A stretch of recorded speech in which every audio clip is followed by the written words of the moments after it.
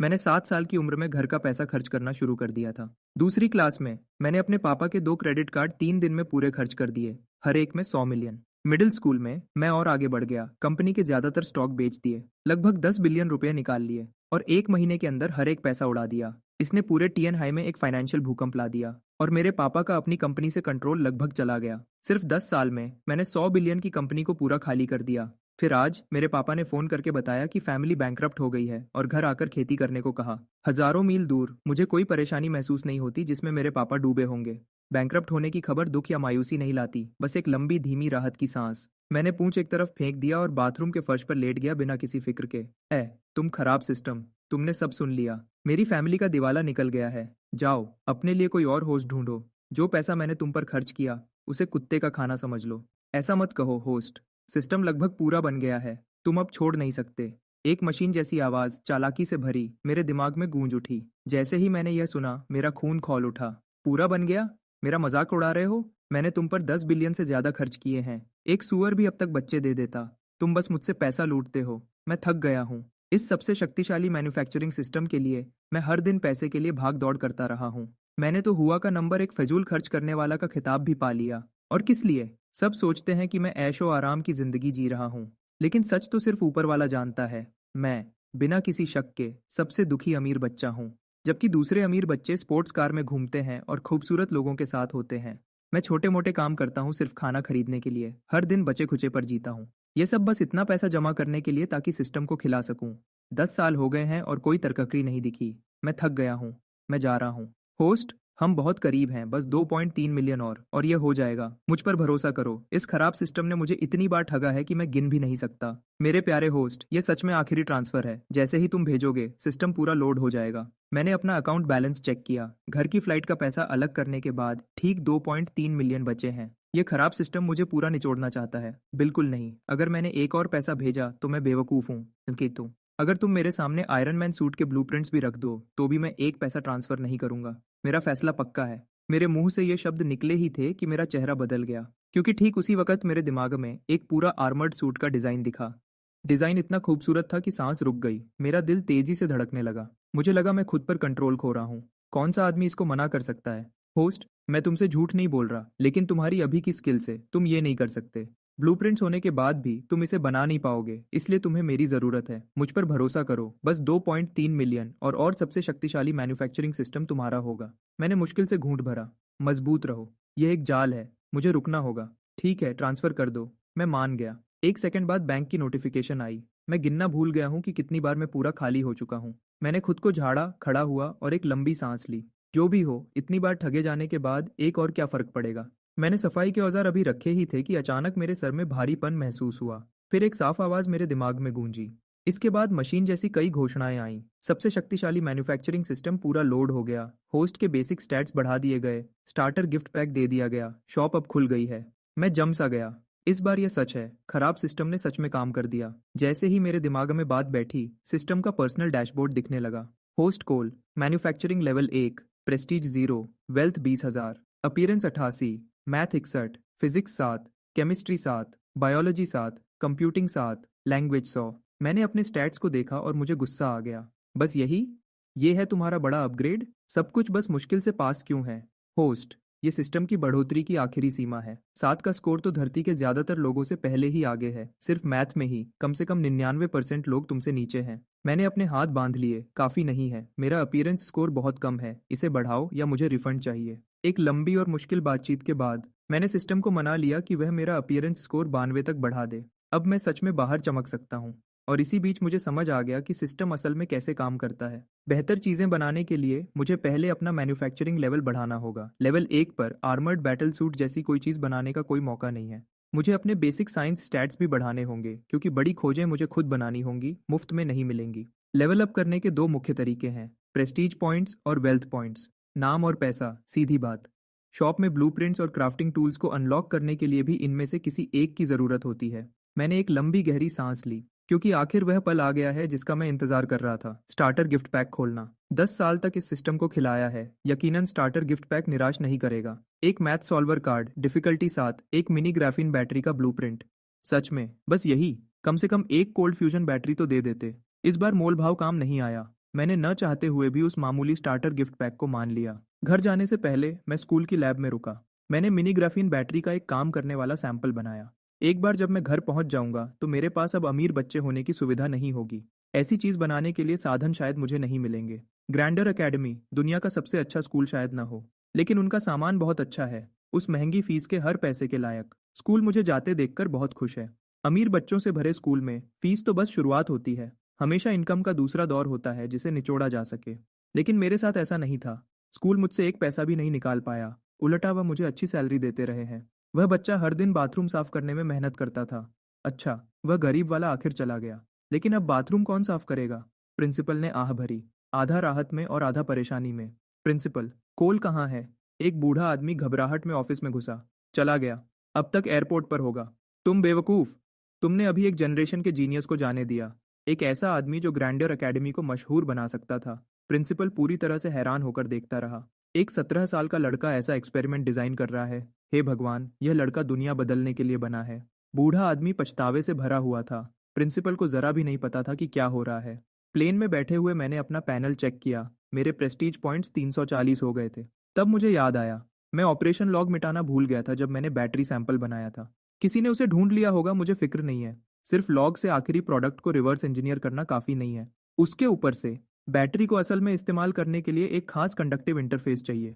मेरी बैटरी सबसे अलग रहेगी। क्योंकि मुझे अभी प्रेस्टीज पॉइंट्स की कोई ज़रूरत नहीं थी, मैंने उन सबको अपने मैन्युफैक्चरिंग लेवल को बढ़ाने में लगा दिया। खराब सिस्टम ने मुझे चेताया था कि जब तक मैं मैन्युफैक्चरिंग लेवल 2 पर नहीं पहुंचता, मेरे बेसिक साइंस स्टैट्स में से कोई भी लैंग्वेज के अलावा 7 से आगे नहीं बढ़ सकता। मैथ में वह एक एक्स्ट्रा पॉइंट 10 साल तक सिस्टम को खिलाने का मेरा इनाम है। कितना बड़ा धोखा है। फिर भी एक्सपीरियंस बार को 3001 तक बढ़ते देखकर थोड़ी खुशी तो मिली। लेवल 2 ज़्यादा दूर नहीं होना चाहिए। अगर मैं वेल्थ पॉइंट्स इस्तेमाल करूं तो एक्सचेंज रेट क्या है? 10,000 हर एक्सपीरियंस पॉइंट के लिए। जाहिर है, यह खराब सिस्टम मुझे खाली करने के तरीके ढूंढता रहता है। अब से मैं सिर्फ प्रेस्टीज पॉइंट से लेवल अप करूंगा। एक पैसा भी इस खराब सिस्टम को नहीं जाएगा। मैंने यह कसम चुपचाप ली। जैसे ही मैं एयरपोर्ट से बाहर निकला, मैंने अपने माँ बाप को एक बोर्ड पकड़े देखा। वह अच्छे कपड़ों में थे, 7 या 8 बॉडीगार्ड से घिरा हुआ। मैंने पलक झपकाई। लग्जरी कार, पूरी सिक्योरिटी। क्या ये सच में बैंकरप्ट लोग हैं? कुछ तो गड़बड़ है। जैसे ही मैं उनके पास गया, लिली ने मुझे जोर से गले लगा लिया। मुझे बहुत अफसोस है बेटा, तुम्हें इतने वक्त तक अकेला छोड़ने के लिए। देखो तुम्हें कितने पतले हो गए हो। मैंने तुम्हारे पापा से कहा था कि $8 मिलियन हर महीने काफी नहीं होंगे। ये मेरी गलती है। मुझे तुम्हें अलग से पैसा भेजना चाहिए था। विक्टर की पलक फड़की। ये औरत अब एक मुसीबत खड़ी करने वाली है। क्या तुमने पहले ही काफी नुकसान नहीं कर दिया?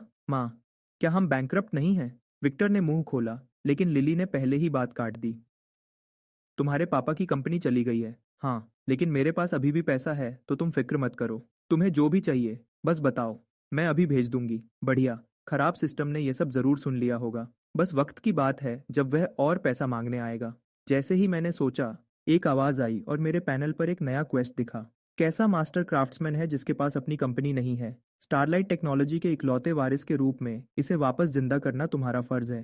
क्वेस्ट: स्टारलाइट टेक्नोलॉजी के सारे कर्ज चुकाओ, पूरे ऑपरेशंस वापस शुरू करो और बिजनेस को फिर से शुरू करो। इनाम: 900 प्रेस्टीज पॉइंट्स, एक चार्म पॉइंट और एक फ्री शॉप ड्रॉ।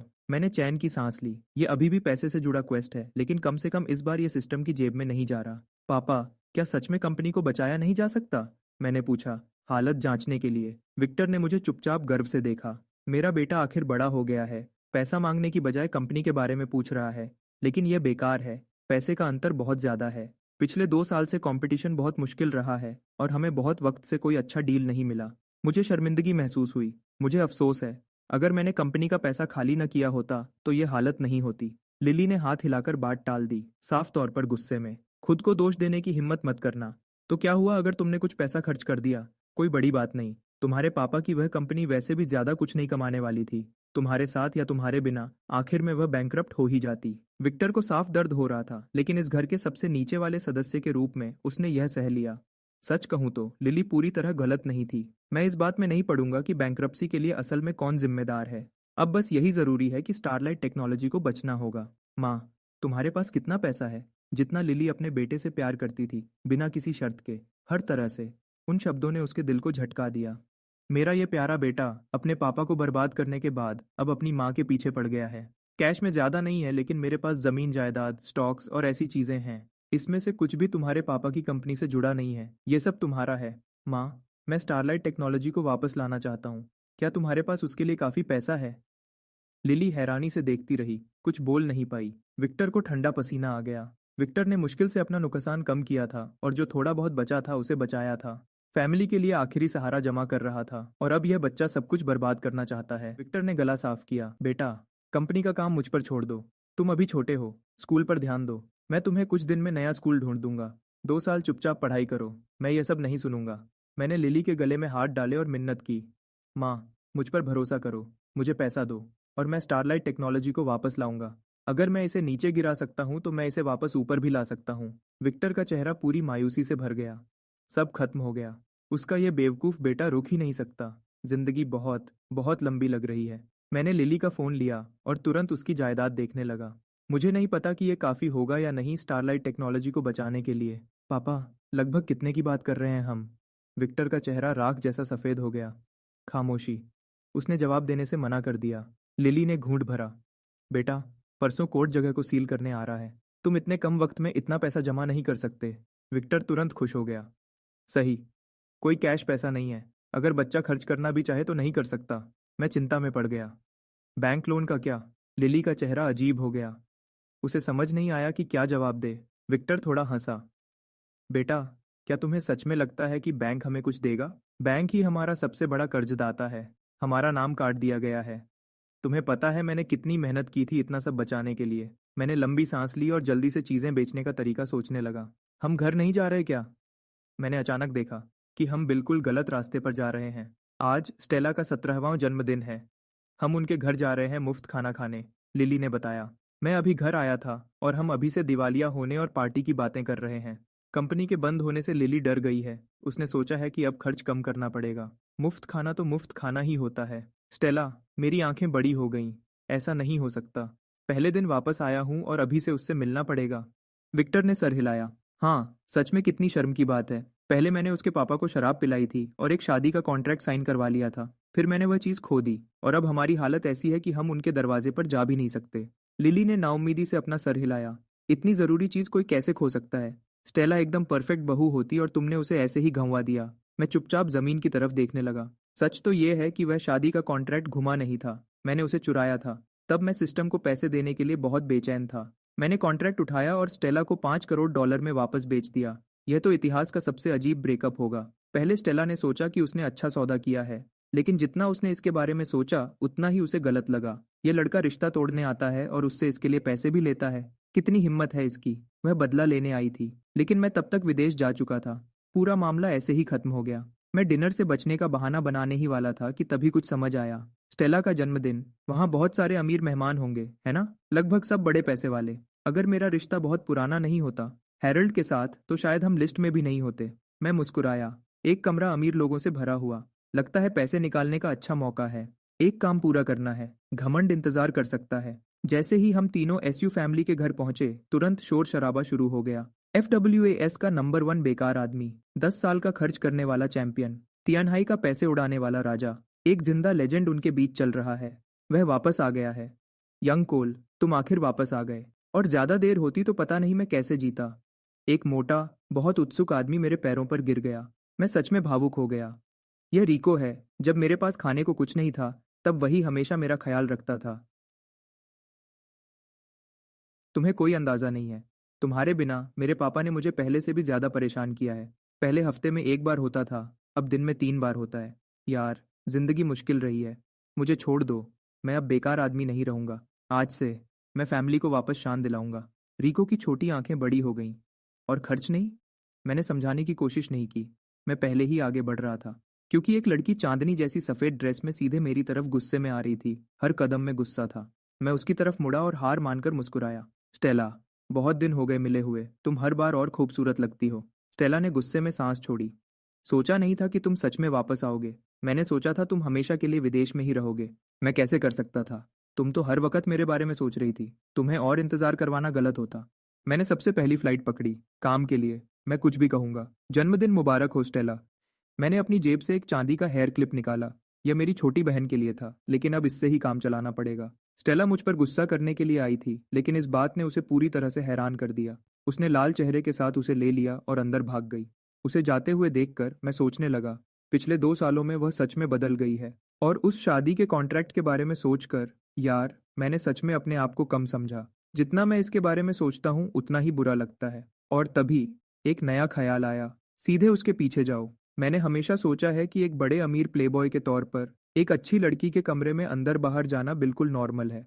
तो मैं अंदर चला गया जैसे ये जगह मेरी हो। स्टेला वहां बैठी थी, अपने हाथों में हेयर क्लिप घुमाते हुए। उसे बिल्कुल पता नहीं था कि कोई अंदर आया है।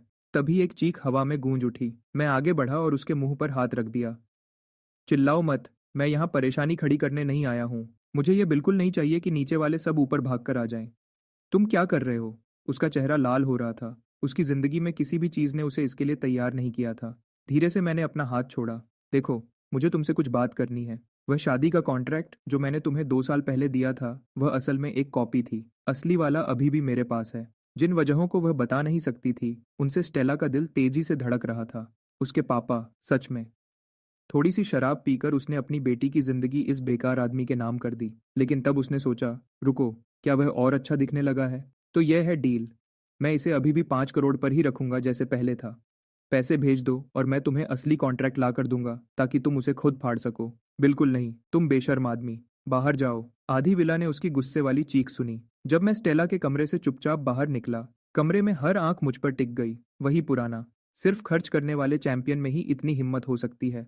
मिस्टर सू, अगर मैं आपको बताऊं कि स्टेला और मैं सिर्फ बिजनेस की बात कर रहे थे, क्या आप मुझ पर यकीन करेंगे? बिल्कुल नहीं। एक मुट्ठी जो रेत की बोरी जितनी बड़ी थी सीधे मेरे चेहरे की तरफ आई। मुझे पूरी तरह से नीली आंख मिल गई। बाकी का डिनर बिल्कुल बेजार था। लिली पूरे समय मेरा ख्याल रखती रही, हर कुछ मिनट में मेरी आंख पर मरहम लगाती रही। विक्टर दूसरी तरफ अपनी खुशी छुपा नहीं पा रहा था। अपनी हद में रहना चाहिए था येसु फैमिली की छोटी राजकुमारी को परेशान करने के बजाय। हैरल्ड, बहुत अच्छा किया। मैंने टेबल के उस पार स्टेला को एक दुखी नजर से देखा, लेकिन उसने मुझे अपनी जुबान दिखाई एक खरुश मुस्कान के साथ, जिसने सब कुछ और बुरा कर दिया। जैसे ही डिनर खत्म होने लगा और हैरल्ड अपनी जगह से उठा, मैंने अपना मौका पकड़ा। मैं चुपचाप स्टेला के पास चला गया। स्टेला, तुम्हारी फैमिली के पास कहीं माइक्रोफोन होगा, है ना? मुझे उधार दे दो। स्टेला ने खुद से कहा कि उसे मुझे इग्नोर करना चाहिए, फिर भी उसने पूछ ही लिया, तुम्हें माइक्रोफोन किस लिए चाहिए? मैंने उसकी आंखों में देखा। मेरा चेहरा गंभीर और स्थिर था। मुझे कुछ जरूरी बताना है, कुछ ऐसा जो पूरी दुनिया को सुनना चाहिए। स्टेला ने अपने दोनों हाथ अपने गर्म गालों पर रख लिए।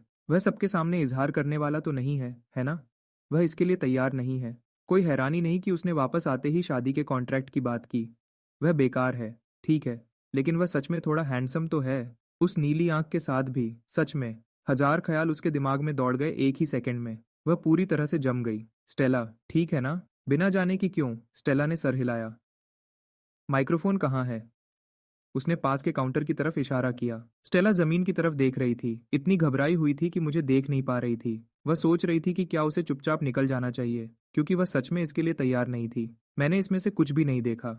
मैंने माइक्रोफोन पकड़ा, गला साफ किया और बिना हिचकिचाए बोला, देवियों और सज्जनों, नमस्ते। जैसे ही मेरी आवाज कमरे में गूंजी, हर सर मेरी तरफ घूम गया। हैरल्ड वापस विक्टर के बगल में अपनी जगह पर बैठ गया। विक्टर और लिली को घूर रहा था, एक बहुत उलझे हुए चेहरे के साथ।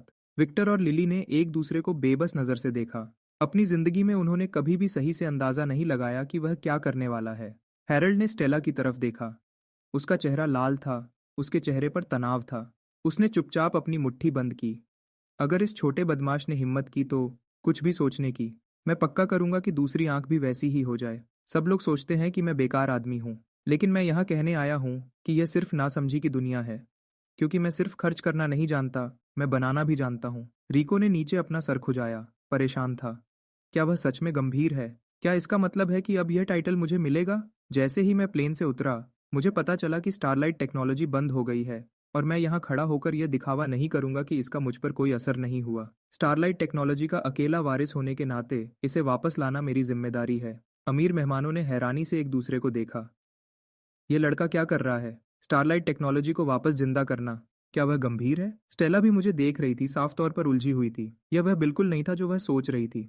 और क्यों इससे उसे अजीब सी नाउम्मीदी महसूस हो रही थी। इस बार मैं तुम सबका ख्याल बदल दूंगा और दुनिया को दिखाऊंगा मैं बेकार आदमी नहीं हूं, मैं एक जीनियस हूं। और मैं तुम सबको गलत साबित करूंगा। कमरे में सन्नाटा छा गया। किसी को भी थोड़ा सा भी अंदाजा नहीं था कि वह यह कैसे करेगा। आसान है, कर्ज चुकाओ, फिर एक ऐसा प्रोजेक्ट शुरू करो जो पैसे छापे। पूरा हॉल हंसी से गूंज उठा। कहना आसान है, लेकिन क्या तुम्हारे पास पैसे हैं? क्या तुम्हारे पास कोई प्रोजेक्ट भी है? उनका मजाक मुझे छूता नहीं। एक ऐसे आदमी के तौर पर जिसे महान बनना है, मैंने बहुत पहले ही कम समझे जाने की बात मान ली है। मैं जानता हूँ कि तुम में से कोई भी मेरी फैमिली को पैसे उधार नहीं देगा, तो इसके बजाय मैं एक अच्छी डील दे रहा हूँ। मैंने अभी फैमिली की बची हुई जायदाद देखी है, कुछ खाली जमीन के टुकड़े और कुछ प्रॉपर्टीज। आज रात तुम्हारे बाजार की कीमत के 70% पर, सिर्फ कैश, कोई चाल नहीं, कोई इंतजार नहीं। अभी, इसी वक्त। पूरा सन्नाटा, कमरे में हर किसी का मुंह खुला रह गया। फिर एक आदमी ने हंसी शुरू की और पूरा हॉल हंसी में डूब गया। सिर्फ रिको देख रहा था, उसकी आंखों में आंसू थे। वही है मेरा भाई। बहुत सी आंखें विक्टर और लिली की तरफ घूम गईं। सच में कमाल के माँ बाप। वह दोनों वहां बैठे थे, शर्म से लाल चेहरे के साथ। चाहते थे कि जमीन फट जाए और वह उसमें समा जाए। अगर वह उसे अभी के अभी बेदखल कर सकते तो वह कर देते। मैं बोलता रहा, मेरे माँ बाप को मत देखो, वह पूरी तरह से मेरे साथ हैं। अगर आपको दिलचस्पी है तो अभी काम करो। ये ऑफर मेरे नीचे उतरते ही खत्म हो जाएगा। जमीन की कीमत हमेशा रहती है, प्रॉपर्टी की मांग हमेशा होती है। किस बात का इंतजार कर रहे हो? मैंने उनकी आंखों में लालच चमकते हुए देखा, जो साफ था और छुपाया नहीं जा सकता था। और मेरे सीने में जो गांठ थी वह आखिरकार खुल गई। हमारे पास कैश है, स्टारलाइट टेक्नोलॉजी सफल होगी। 15 मिनट से भी कम टाइम में मैंने फैमिली के बचे हुए सारे सामान बेच दिए हैं। 3 बिलियन नकद, ये काफी से भी ज्यादा होना चाहिए। विक्टर कंपनी के अकाउंट बैलेंस को देखता है और ऐसा लगता है जैसे उसने अपनी किस्मत मान ली हो। ठीक है, लड़के की नीयत अच्छी है। इस बूढ़े शरीर के लिए एक और बार मुश्किल। यंग कोल, तुम सच में सबसे बड़े मददगार हो जो टीएनआई ने कभी देखा है। कोई मेरी तरफ चैंपेन का एक ग्लास उठाता है। मैं उसे मुस्कुराते हुए ले लेता हूँ और पीता हूँ। आप मेरी तारीफ कर रहे हैं। यह तो बस बिजनेस था, इसमें कोई एहसान नहीं था। वह आदमी जिसे हम मिस्टर बाई कहेंगे, अपनी हंसी मुश्किल से रोक पाता है। हाँ हाँ, फैमिली और देश के लिए लड़ना, एक सच्चा महान आदमी। मैं मुस्कुराए बिना नहीं रह पाता। पहली बार किसी ने मुझे महान आदमी कहा है। मुझे इसकी आदत पड़ सकती है। मैं भीड़ की तरफ मुड़ता हूँ, क्योंकि हमने अभी अभी साथ में बिजनेस किया है, तो मैं आपको एक आखिरी अच्छी सलाह देता हूँ। जो कोई भी स्टारलाइट टेक्नोलॉजी के स्टॉक खरीदना चाहता है, अभी सही वक्त है, क्योंकि जब हम वापस आएंगे तब कुछ नहीं बचेगा। कई मेहमान पेट पकड़कर हंसते हैं जब वह हेरल्ड को अलविदा कहते हैं। वह और बर्दाश्त नहीं कर सकते। एक और मिनट और वह हंस हंस कर मर जाएंगे। जैसे ही भीड़ कम होने लगती है और हम घर जाने की तैयारी करते हैं, स्टेला मुझे अलग अपने कमरे में ले जाती है। ऐसा नहीं है कि यह पहली बार है। क्या तुम्हारी फैमिली को सच में इतने पैसों की कमी है? हाँ, लगभग। तुम जानती हो कैसा है। स्टारलाइट टेक्नोलॉजीज खतरे में है। मुझे कुछ करना पड़ा, लेकिन मेरे डैड कहते हैं यह सिर्फ पैसों की प्रॉब्लम नहीं है। क्या तुम जो कर रहे हो उससे सच में मदद मिलेगी? मुझ पर भरोसा करो, मैं स्टारलाइट टेक्नोलॉजी को पूरी इंसानियत के लिए एक रोशनी बनाऊंगा। स्टेला थोड़ी देर सोचने के बाद बहुत प्यारा सा आई रोल करती है। वह अपने बेड के पास वाली ड्रॉर में हाथ डालती है और एक ब्लैक कार्ड निकालती है। यह वह है जो मैंने पिछले 2 सालों में बचाया है। 7 मिलियन से थोड़ा कम होगा। पासवर्ड मेरी बर्थडे है। ले लो। मेरी आंखें चमक उठती हैं। मैं शर्मिंदा होकर कार्ड ले लेता हूँ। कितनी अच्छे दिल वाली लड़की है। हालांकि 2 सालों में 7 मिलियन बचाना वह लगभग मेरे पुराने सेल्फ की बराबरी कर रही है। फिक्र मत करो, मैं तुम्हें असली कॉन्ट्रैक्ट लाकर दूंगा, जो पक्का असली होगा। निकलो। अच्छा हुआ मेरे लिए, मैं काफी तेज हूँ। दूसरी आंख सही सलामत बच जाती है। आज रात की सामान की बिक्री पैसा जमा करने के अलावा मुझे 100 प्रेस्टीज पॉइंट्स भी दिलाती है। मुझे नहीं पता सिस्टम ये सब कैसे कैलकुलेट करता है। करोड़ों का एक डील, और उससे मुझे कम प्रेस्टीज मिलता है जितना स्कूल के एक लैब एक्सपेरिमेंट से मिलता है। गाड़ी में वापस आकर मैं आखिर पूछता हूँ, डैड, क्या यह काफी है? विक्टर एक लंबी थकी हुई सांस छोड़ता है। बात यह है, स्टारलाइट टेक्नोलॉजी की प्रॉब्लम कभी सिर्फ पैसा नहीं थी। कंपनी आधे साल से भी ज्यादा बंद पड़ी है। कोई ऑर्डर नहीं, कोई प्रोजेक्ट नहीं। असली प्रॉब्लम यह है। मैं शांति से मुस्कुराता हूँ और अपनी छाती थपथपाता हूँ। यह मुझ पर छोड़ दो। तुम कंपनी को वापस खड़ा करो, मैं ऑर्डर्स ढूंढ लूंगा। विक्टर को समझ नहीं आता क्या कहे। एक बच्चा जो बड़ा हो गया है, लेकिन सिर्फ आधा। वह पता नहीं कैसे सबसे ज्यादा थकाने वाला होता है। अगली सुबह मैं सुबह होने से पहले उठ जाता हूँ। मैं नीचे आता हूँ तो विक्टर को पहले से तैयार और बाहर जाते हुए देखता हूँ। ऑफिस जा रहे हो अभी से? हाँ। वक्त बर्बाद करने का टाइम नहीं है। हालात जैसे हैं वैसे ही हैं। तुम्हारा डैड एक और बार लड़ेगा। ये बातें दिल को छू जाती हैं। मैं चुपचाप कसम खाता हूँ, मैं अपने डैड को दुनिया का सबसे अमीर आदमी बनाऊंगा, ताकि वह आखिर में आराम कर सके और जिंदगी का मजा ले सके। डैड, इस मौके का फायदा उठाओ और कंपनी को साफ करो। हर उस आदमी को निकाल दो जिसने कंपनी को खून चूसा है। विक्टर हल्का सा कंधे उचकाता है, जैसे सब जानता हो। वह पहले से ही यह प्लान कर रहा था। मुश्किल वक्त में असली चेहरे दिखते हैं, और विक्टर ने अब उनमें से बहुत सारों को साफ साफ देख लिया है। अगर स्टारलाइट टेक्नोलॉजी को फिर से उठना है तो बेकार लोगों को जाना होगा। और प्रोजेक्ट्स के बारे में अभी टेंशन मत लो। मैं आज एक बड़ा डील पकड़ लूंगा, बाकी हम वहां से देख लेंगे। विक्टर वहीं रुक जाता है। बेटा, क्या तुम अभी भी नींद में हो? वापस जाकर सो जाओ। तुम अभी भी बड़े हो रहे हो। मुझे कम समझा जाने की आदत बहुत पहले से पड़ चुकी है। डैड, देखो, आज रात तक मेरे पास ड्रैगन क्रेस्ट ग्रुप से एक कॉन्ट्रैक्ट होगा। विक्टर पलक झपकता है, फिर हंसता है। Dragon crest group? हाँ बेटा, जरूर होगा। विक्टर जब ऑफिस पहुंचता है तभी उसे याद आता है। ड्रैगन क्रेस्ट ग्रुप आज टीएन हाई में एक बिडिंग इवेंट कर रहा है, जो मैन्युफैक्चरर्स ढूंढ रहे हैं दो नए फोन मॉडल्स बनाने के लिए। स्टारलाइट टेक्नोलॉजी अपनी अभी की हालत में साफ तौर पर क्वालिफाई नहीं करती। यह मौका उनकी पहुंच से बाहर है। वह अपना सर हिलाता है और उस सोच को अलग कर देता है। विक्टर खुद को काम में झोंक देता है। उसे मानना पड़ेगा, उसके बेटे के इस या तो सब या कुछ नहीं वाले कदम ने कुछ फिर से जगा दिया है वह आग जो उसे शुरुआत में महसूस हुई थी। इसी बीच ब्रेकफास्ट खत्म करने के बाद मैं एक शेयर्ड बाइक पर बैठ जाता हूँ और ड्रैगन क्रेस्ट प्लाजा की तरफ साइकिल चलाता हूँ। कोई और रास्ता नहीं। हमारी हर लग्जरी गाड़ी कल रात बेच दी गई थी। बिडिंग के अलावा ड्रैगन क्रेस्ट ग्रुप आज एक प्रेस कॉन्फ्रेंस भी कर रहा है। प्लाजा भरा हुआ है। हर जगह इंडस्ट्री के लोग और रिपोर्टर्स हैं। मैं अपने सामने लोगों के समुंदर को देखता हूँ और मेरे सीने में कुछ हलचल होती है। एक सच्चा आदमी सबसे ऊपर खड़ा होता है, नीचे की दुनिया को देखते हुए। मैं अपनी बात कह ही रहा होता हूँ तभी एक जानी पहचानी स्पोर्ट्स कार पास से गुजरती है। यंग कोल, तुम यहाँ क्या कर रहे हो? ये रिको है। वही गाड़ी चला रहा है जो उसने आज सुबह हमारे गराज से ली थी। एक अच्छी बात यह थी कि रिको ने मार्केट प्राइस से ज्यादा पैसे दिए। ये कुछ तो है। मेरा यहाँ कुछ काम है। तुम्हारा क्या? मेरी फैमिली बिडिंग के लिए यहाँ है। मेरे डैड ने जोर दिया कि मैं आकर देखूं काम कैसे होता है। मेरी आंखें चमक उठती हैं। तो तुम्हारे पास ड्रैगन क्रेस्ट ग्रुप से इनविटेशन है? मैं बस सोच रहा था कि मैं अंदर कैसे जाऊंगा और तुम यहाँ हो। हाँ, डैड ने मुझे एक दिया। कहा कि अच्छा होगा देखना कि ड्रैगन क्रेस्ट किस पर काम कर रहा है। बढ़िया। मुझे भी अपने साथ अंदर ले चलो। मैं उस गाड़ी में बैठ जाता हूँ जो कभी मेरी थी, जैसे यह दुनिया की सबसे आम बात हो। रिको घबरा जाता है। तुम अंदर क्यों जा रहे हो? ड्रैगन क्रेस्ट से कुछ बात करनी है। तुम्हारे पास इनविटेशन नहीं है? भूल गया। बाहर की भीड़ के मुकाबले बिल्डिंग काफी शांत है। ज्यादा कंपनीज बिडिंग के लिए क्वालिफाई नहीं करती क्योंकि ज्यादातर लोग तियानहाई से हैं। हर कोई दो बार देखता है जब वह मुझे देखते हैं। ये बेकार आदमी यहाँ क्या कर रहा है? यंग कोल, क्या स्टारलाइट टेक्नोलॉजी यहाँ बिडिंग के लिए है? सब जानते हैं कि यह नामुमकिन है, लेकिन फिर भी कोई पूछता है। मैं अपना सर हिलाता हूँ। नहीं, मैं यहाँ ड्रैगन क्रेस्ट के साथ पार्टनरशिप की बात करने आया हूँ। और ये लो, मैं जहाँ भी जाता हूँ मजाक खुद ही बन जाते हैं। कैसी पार्टनरशिप? यंग कोल, साथ में एक नया फोन बना रहे हो? वीरा अंदर आती है, बिगड़े हुए माहौल को देखती है और हल्की सी नाक सिकोड़ती है। ये टीएनआई कंपनीज बिल्कुल अच्छी नहीं है। मैंने आपके सारे प्रपोजल्स देख लिए हैं। हमारे सीईओ को हेडक्वार्टर्स वापस जाना पड़ा है क्योंकि मुझे अभी प्रेस कॉन्फ्रेंस होस्ट करनी है। हर कंपनी के पास 3 मिनट हैं अपनी बात रखने के लिए। वक्त बर्बाद नहीं करते। वेरा बहुत तेज काम करती है। वह बैठते ही सीधे काम पर आ जाती है। जैसे ही मैं वेरा को देखता हूँ मुझे थोड़ी राहत मिलती है। कोई जिसे मैं सच में जानता हूँ। आज मेरा लकी डे होना चाहिए। वेरा भी मुझे देख लेती है। वह मेरी मौजूदगी से साफ तौर पर हैरान है लेकिन कुछ नहीं कहती। वह अभी मुझसे बात करने के लिए बहुत बिजी है। आधे घंटे बाद वेरा अपनी नोटबुक बंद करती है। हम आपको अपने फैसले के बारे में बता देंगे। जो लोग ड्रैगन क्रेस्ट प्रेस कॉन्फ्रेंस में इंटरेस्टेड हैं वह बाहर आ सकते हैं। हमने सबके लिए सीट्स रिजर्व की हैं। मैं खड़ा हो जाता हूँ। वेरा, रुको, मुझे तुमसे बात करनी है। मिस्टर कोल, कृपया मुझे डायरेक्टर यूए बुलाओ। जो भी है वह इंतजार कर सकता है। नहीं कर सकता। ये जरूरी है वेरा। मेरे पास तुम्हें दिखाने के लिए कुछ कमाल का है। कमरा शांत हो जाता है। सबके मन में एक ही बात आती है। आम बात है। वह अब तक इसके आदी हो चुके हैं। ऑफिस में वापस आकर वेरा मुझे थोड़ी गुस्से में घूरती है। ठीक है, तुम सच में क्या चाहते हो? स्टारलाइट टेक्नोलॉजी ड्रैगन क्रेस्ट के साथ पार्टनरशिप करना चाहती है। वीरा अपना सर हिलाती है। मैंने तुम्हारे डैड से 2 हफ्ते पहले बात की थी। उनके लिए बैंक्रप्सी ही सबसे अच्छा नतीजा था। मैं ड्रैगन क्रेस्ट के फायदे से समझौता नहीं करूंगी सिर्फ तुम पर एहसान करने के लिए। वीरा, क्या तुम जानती हो ग्राफीन क्या है? मैंने इसके बारे में सुना है। यह एक गर्म रिसर्च टॉपिक रहा है, लेकिन ये नए मटेरियल्स ज्यादातर बस शोर हैं। मैंने एक बनाया है। 2 मिनट में चार्ज, 5 घंटे की कॉल टाइम, लिथियम बैटरी से 3 गुना ज्यादा एनर्जी स्टोर करता है। वीरा अपनी आईब्राउ उठाती है। कोल, मुझे नहीं पता था तुमने खर्च करने के अलावा शेखी मारना भी सीख लिया है।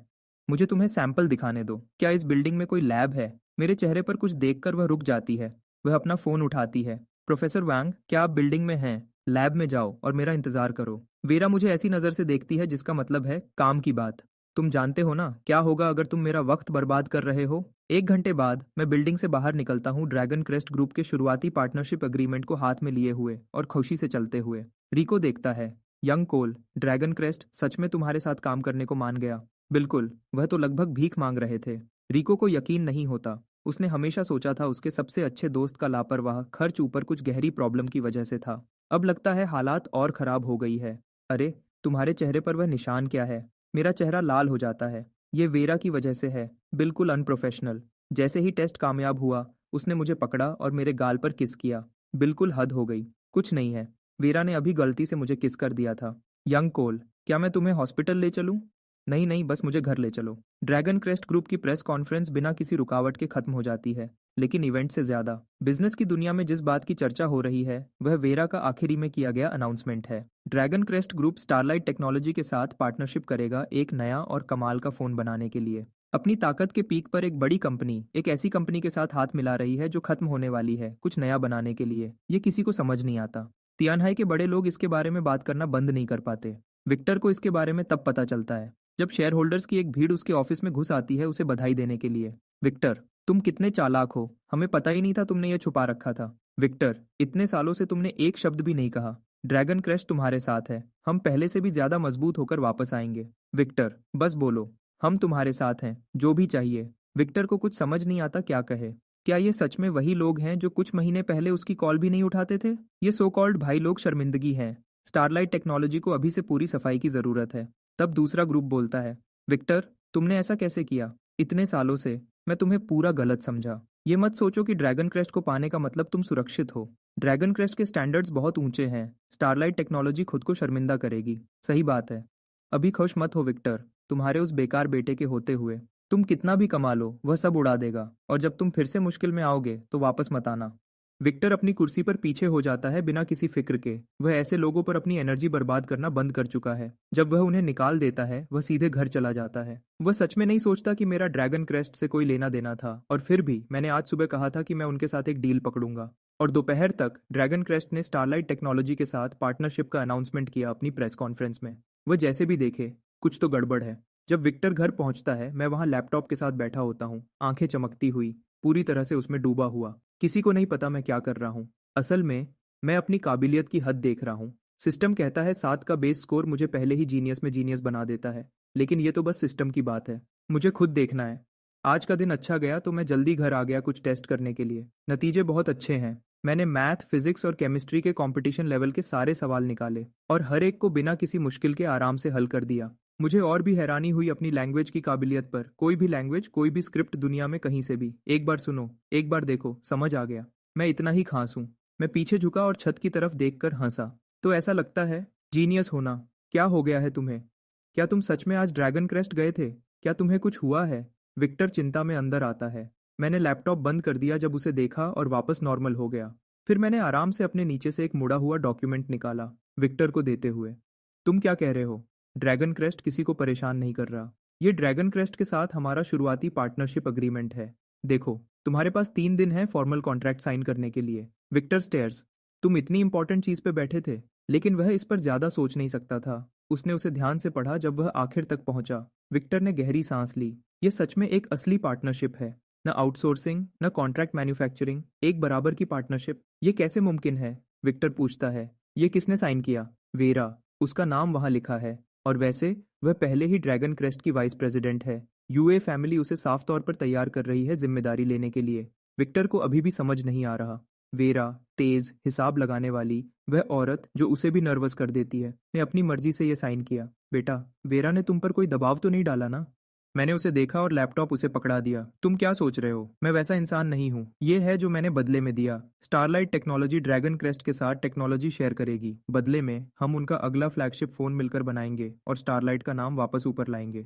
विक्टर चुप हो जाता है। वह ग्राफीन बैटरी के रिसर्च नोट्स में पूरा डूबा हुआ है। आधा घंटा बीत जाता है जब तक वह ऊपर देखता है, और जब वह देखता है तो शांत नहीं हो पाता। रिसर्च नोट्स ने उतना ही असर किया जितना ड्रैगन क्रेस्ट अग्रीमेंट ने। अब उसे समझ आया वेरा ने क्यों साइन किया। अगर वह उसकी जगह होता तो वह कुछ भी मान जाता। वह मेरे कमरे में दौड़कर आता है, खुद को मुश्किल से रोक पा रहा है। बेटा, यह तुम्हें कहाँ से मिला?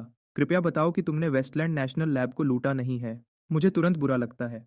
डैड, मैंने कभी आपकी पैसे कमाने की काबिलियत पर शक नहीं किया। आप मेरे जीनियस होने पर कैसे शक कर सकते हो? मैंने यह खुद रिसर्च किया है। यह बिना किसी शक के सबसे अजीब बात है जो विक्टर ने आज पूरे दिन में सुनी है। उसे नहीं पता यह कैसे हुआ, लेकिन वह फिर भी कमरे में खुशी से घूम रहा है। आखिर में विक्टर खुद को संभालता है, तब उसे याद आता है। बेटा, क्या हमने खुद को बहुत कम में बेच दिया? इतनी कीमती चीज तुमने इसे फ्री में शेयर करने के लिए क्यों हाँ की? मैंने अपने कंधे सीधे किए क्योंकि मैं इस देश पर भरोसा करता हूँ। डैड, शांत हो जाओ। ये तो बस एक शुरुआत है। 2 साल के अंदर कोई और बेहतर चीज इसकी जगह ले लेगी और हमने कुछ भी नहीं खोया होगा। ज़्यादा इंपॉर्टेंट बात यह है कि ये ड्रैगन क्रेस्ट को दिखाता है कि हम सीरियस हैं, वह हमें असली पार्टनर की तरह ट्रीट करेंगे और स्टारलाइट टेक्नोलॉजी इससे और तेज़ी से आगे बढ़ेगी। कुछ बेहतर? विक्टर खाली नज़रों से देखता है। ये उसकी सोच से भी परे है। स्टारलाइट टेक्नोलॉजी सिर्फ फोन्स तक नहीं रुकेगी। Quantum computers, aerospace craft, Interstellar warships, planetary engines, हम ये सब बना रहे हैं। मैंने पूरा विजन बताया। विक्टर थोड़ा हैरान लगता है। मेरे बेटे, तुम सच में बड़े हो गए हो। मैं तो सब सिंपल रखने वाला था। तुम्हारे लिए बजट में एक अच्छा स्कूल ढूंढने वाला था। लेकिन तुम्हारी ऐसी एम्बिशंस के साथ मैं तुम्हें सबसे अच्छी यूनिवर्सिटी में एडमिशन दिलवाऊंगा, चाहे कितने भी पैसे लगें। पैसे देकर अंदर जाना। मैं हंसा। क्या एक जनरेशन में एक बार आने वाले जीनियस को सच में स्कूल में एडमिशन खरीदना पड़ेगा? तभी मेरे दिमाग में एक आवाज़ आई, सिस्टम से एक नया क्वेस्ट। मुझे याद आया कि होस्ट अभी तक 18 साल का नहीं हुआ है। यूनिवर्सिटी जाओ, दुनिया को दिखाओ तुम क्या हो। अपनी जनरेशन के हर जीनियस को हराओ, जैसे तुमसे पहले के महान लोगों ने किया था। रिक्वेस्ट। नॉर्थ स्टार एकेडमी का एंट्रेंस एग्जाम हर सब्जेक्ट में परफेक्ट स्कोर के साथ पास करो। इनाम 10,000 प्रेस्टीज पॉइंट्स, एक चार्म पॉइंट, एक फ्रेशमैन गिफ्ट पैक और 2 शॉप वाउचर्स, हर एक 5 मिलियन का, सिर्फ वेल्थ पॉइंट की खरीदारी पर वैलिड। जब मैं क्वेस्ट पढ़ रहा था, विक्टर अपने स्कूल्स की लिस्ट देख रहा था। तियानहाई फाइनेंस यूनिवर्सिटी घर के पास है लेकिन महंगी है। ओल्ड सॉन्ग को अपने बच्चे को एडमिशन दिलाने के लिए पूरी बिल्डिंग डोनेट करनी पड़ी थी। कैपिटल यूनिवर्सिटी थोड़ी दूर है लेकिन उसकी फीस ठीक है। शीजिंग यूनिवर्सिटी भी अच्छी है। उसके कुछ दोस्तों के बच्चों ने पैसे देकर एडमिशन लिया था। मैंने विक्टर की बातों को बीच में काटा। मैं नॉर्थ स्टार एकेडमी जाना चाहता हूँ। क्या? विक्टर हैरान हो जाता है। आज तो एक के बाद एक झटके लग रहे हैं। नॉर्थ स्टार एकेडमी हुआ की टॉप यूनिवर्सिटी है, जो दुनिया की टॉप 20 में आती है। जो भी इसके दरवाजे से अंदर जाता है वह सबसे अच्छा होता है। अंदर जाना लगभग नामुमकिन है। नॉर्थ स्टार एकेडमी हुआ के नेशनल एंट्रेंस एग्जाम में हिस्सा नहीं लेती।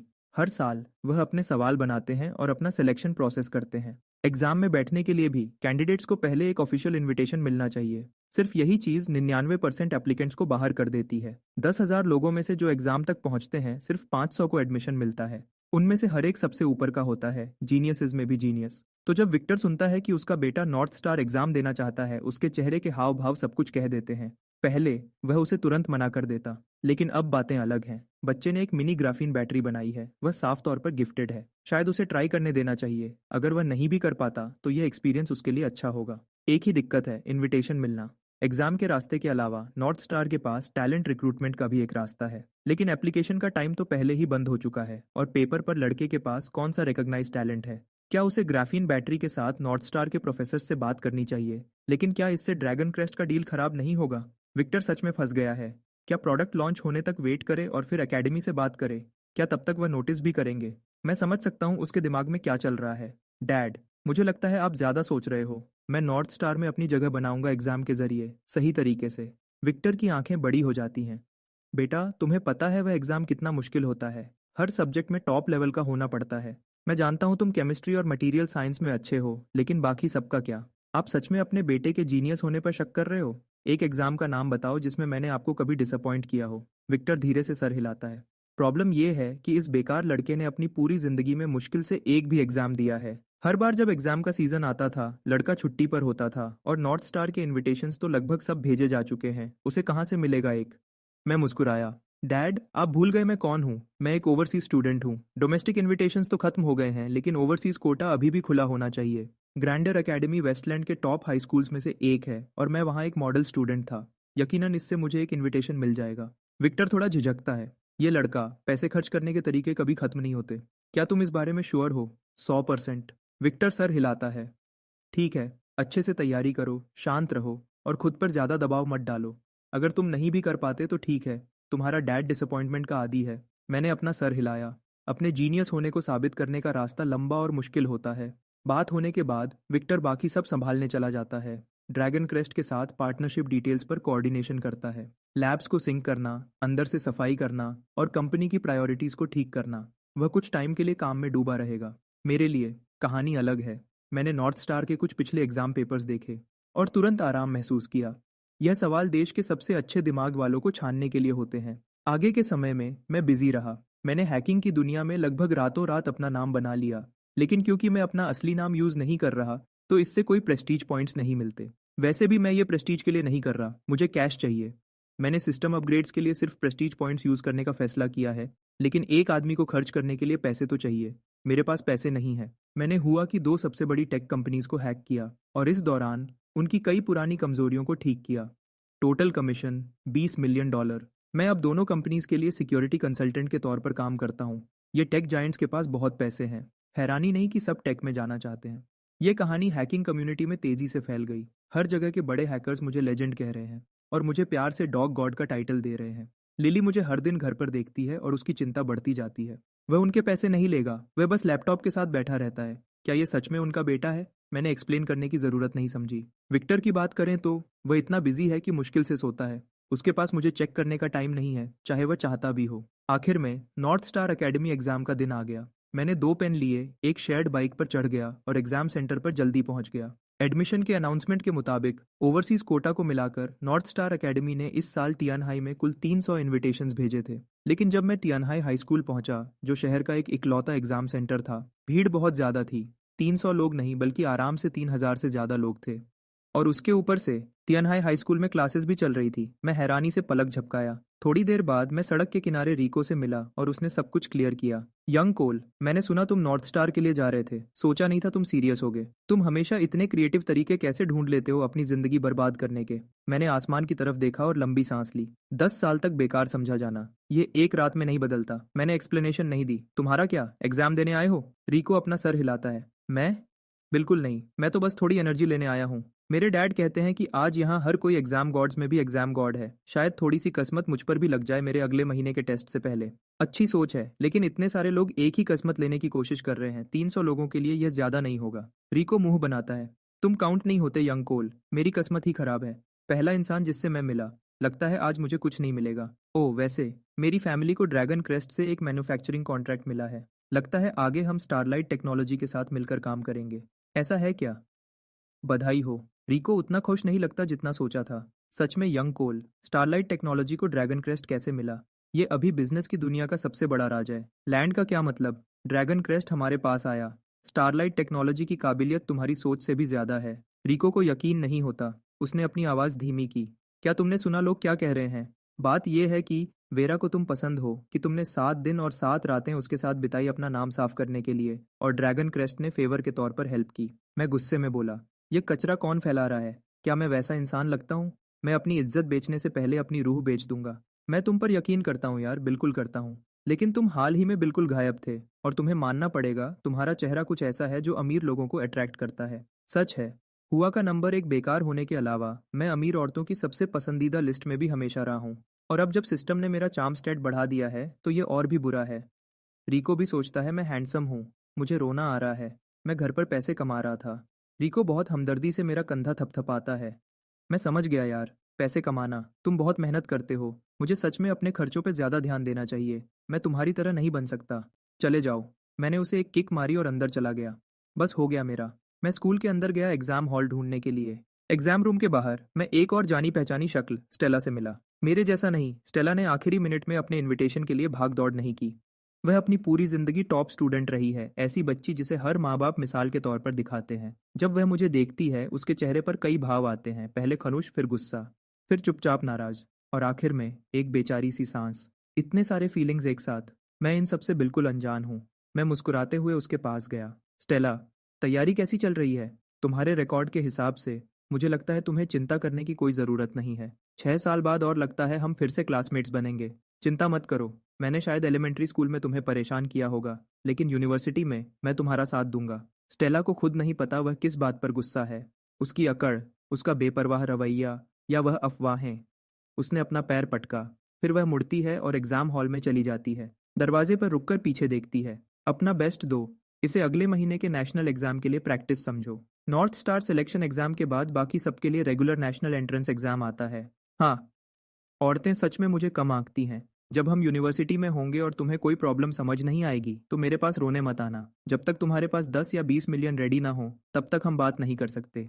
कोल, क्या तुम एक बार सीरियस हो सकते हो? नेशनल एग्जाम अगले हफ्ते है। क्या तुम अभी भी योंडू में पढ़ना नहीं चाहते?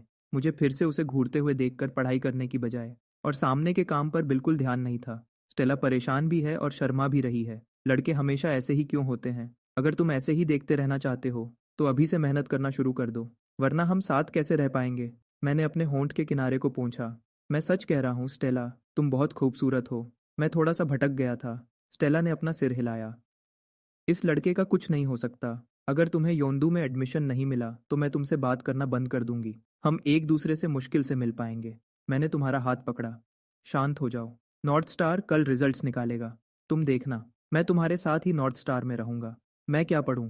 शायद मैं तुम्हारे साथ मेडिकल स्कूल में आ जाऊंगा। इस तरह मैं तुम पर नजर रख सकूंगा और यह भी देखूंगा कि कोई बेवकूफ लोग तुम्हारे पीछे न पड़ें। स्टेला गुस्से से भर गई। कोल, मैंने तुमसे कहा है, सपने देखना बंद करो और सच्चाई देखो। एक खूबसूरत लड़की गुस्से में भी खूबसूरत लगती है। अब भी कमाल की है। भगवान ने स्टेला को सच में बहुत अच्छा बनाया है, जबकि वह दोनों एग्जाम की तैयारी में पूरी तरह डूबे हुए हैं। नॉर्थ स्टार एकेडमी के ऑनलाइन फोरम पर कल के रिजल्ट्स के बारे में बहुत चर्चा हो रही है।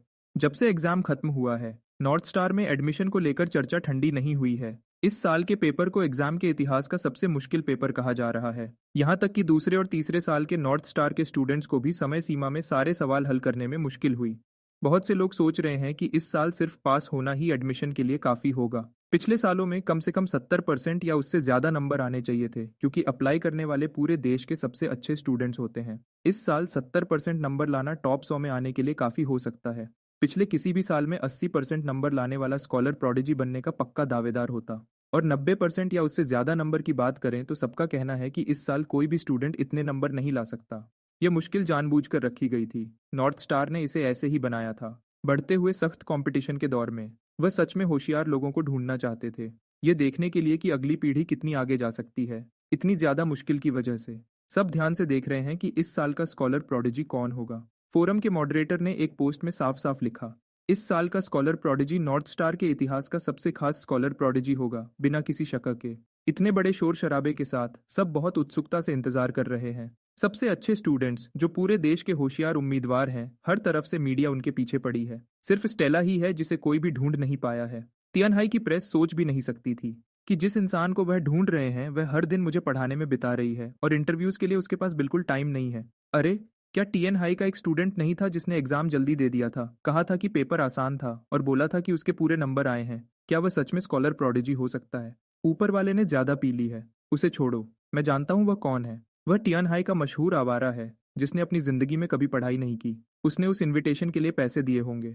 स्कॉलर प्रोडिजी, मजाक मत करो। अंदाजा लगाना बंद करो। हम सबको कल पता चल जाएगा। इंटरनेट पर आग लगी हुई है। मेरी दुनिया में सब कुछ शांत है। क्या बात करनी है? मैंने मैथ सॉल्वर कार्ड यूज किया था। पूरे नंबर आना तो पक्का था। अगर इसके बाद भी मैं स्कॉलर प्रोडिजी का टाइटल नहीं ले पाता तो सिस्टम को मुझे एक बड़ा रिफंड देना पड़ता।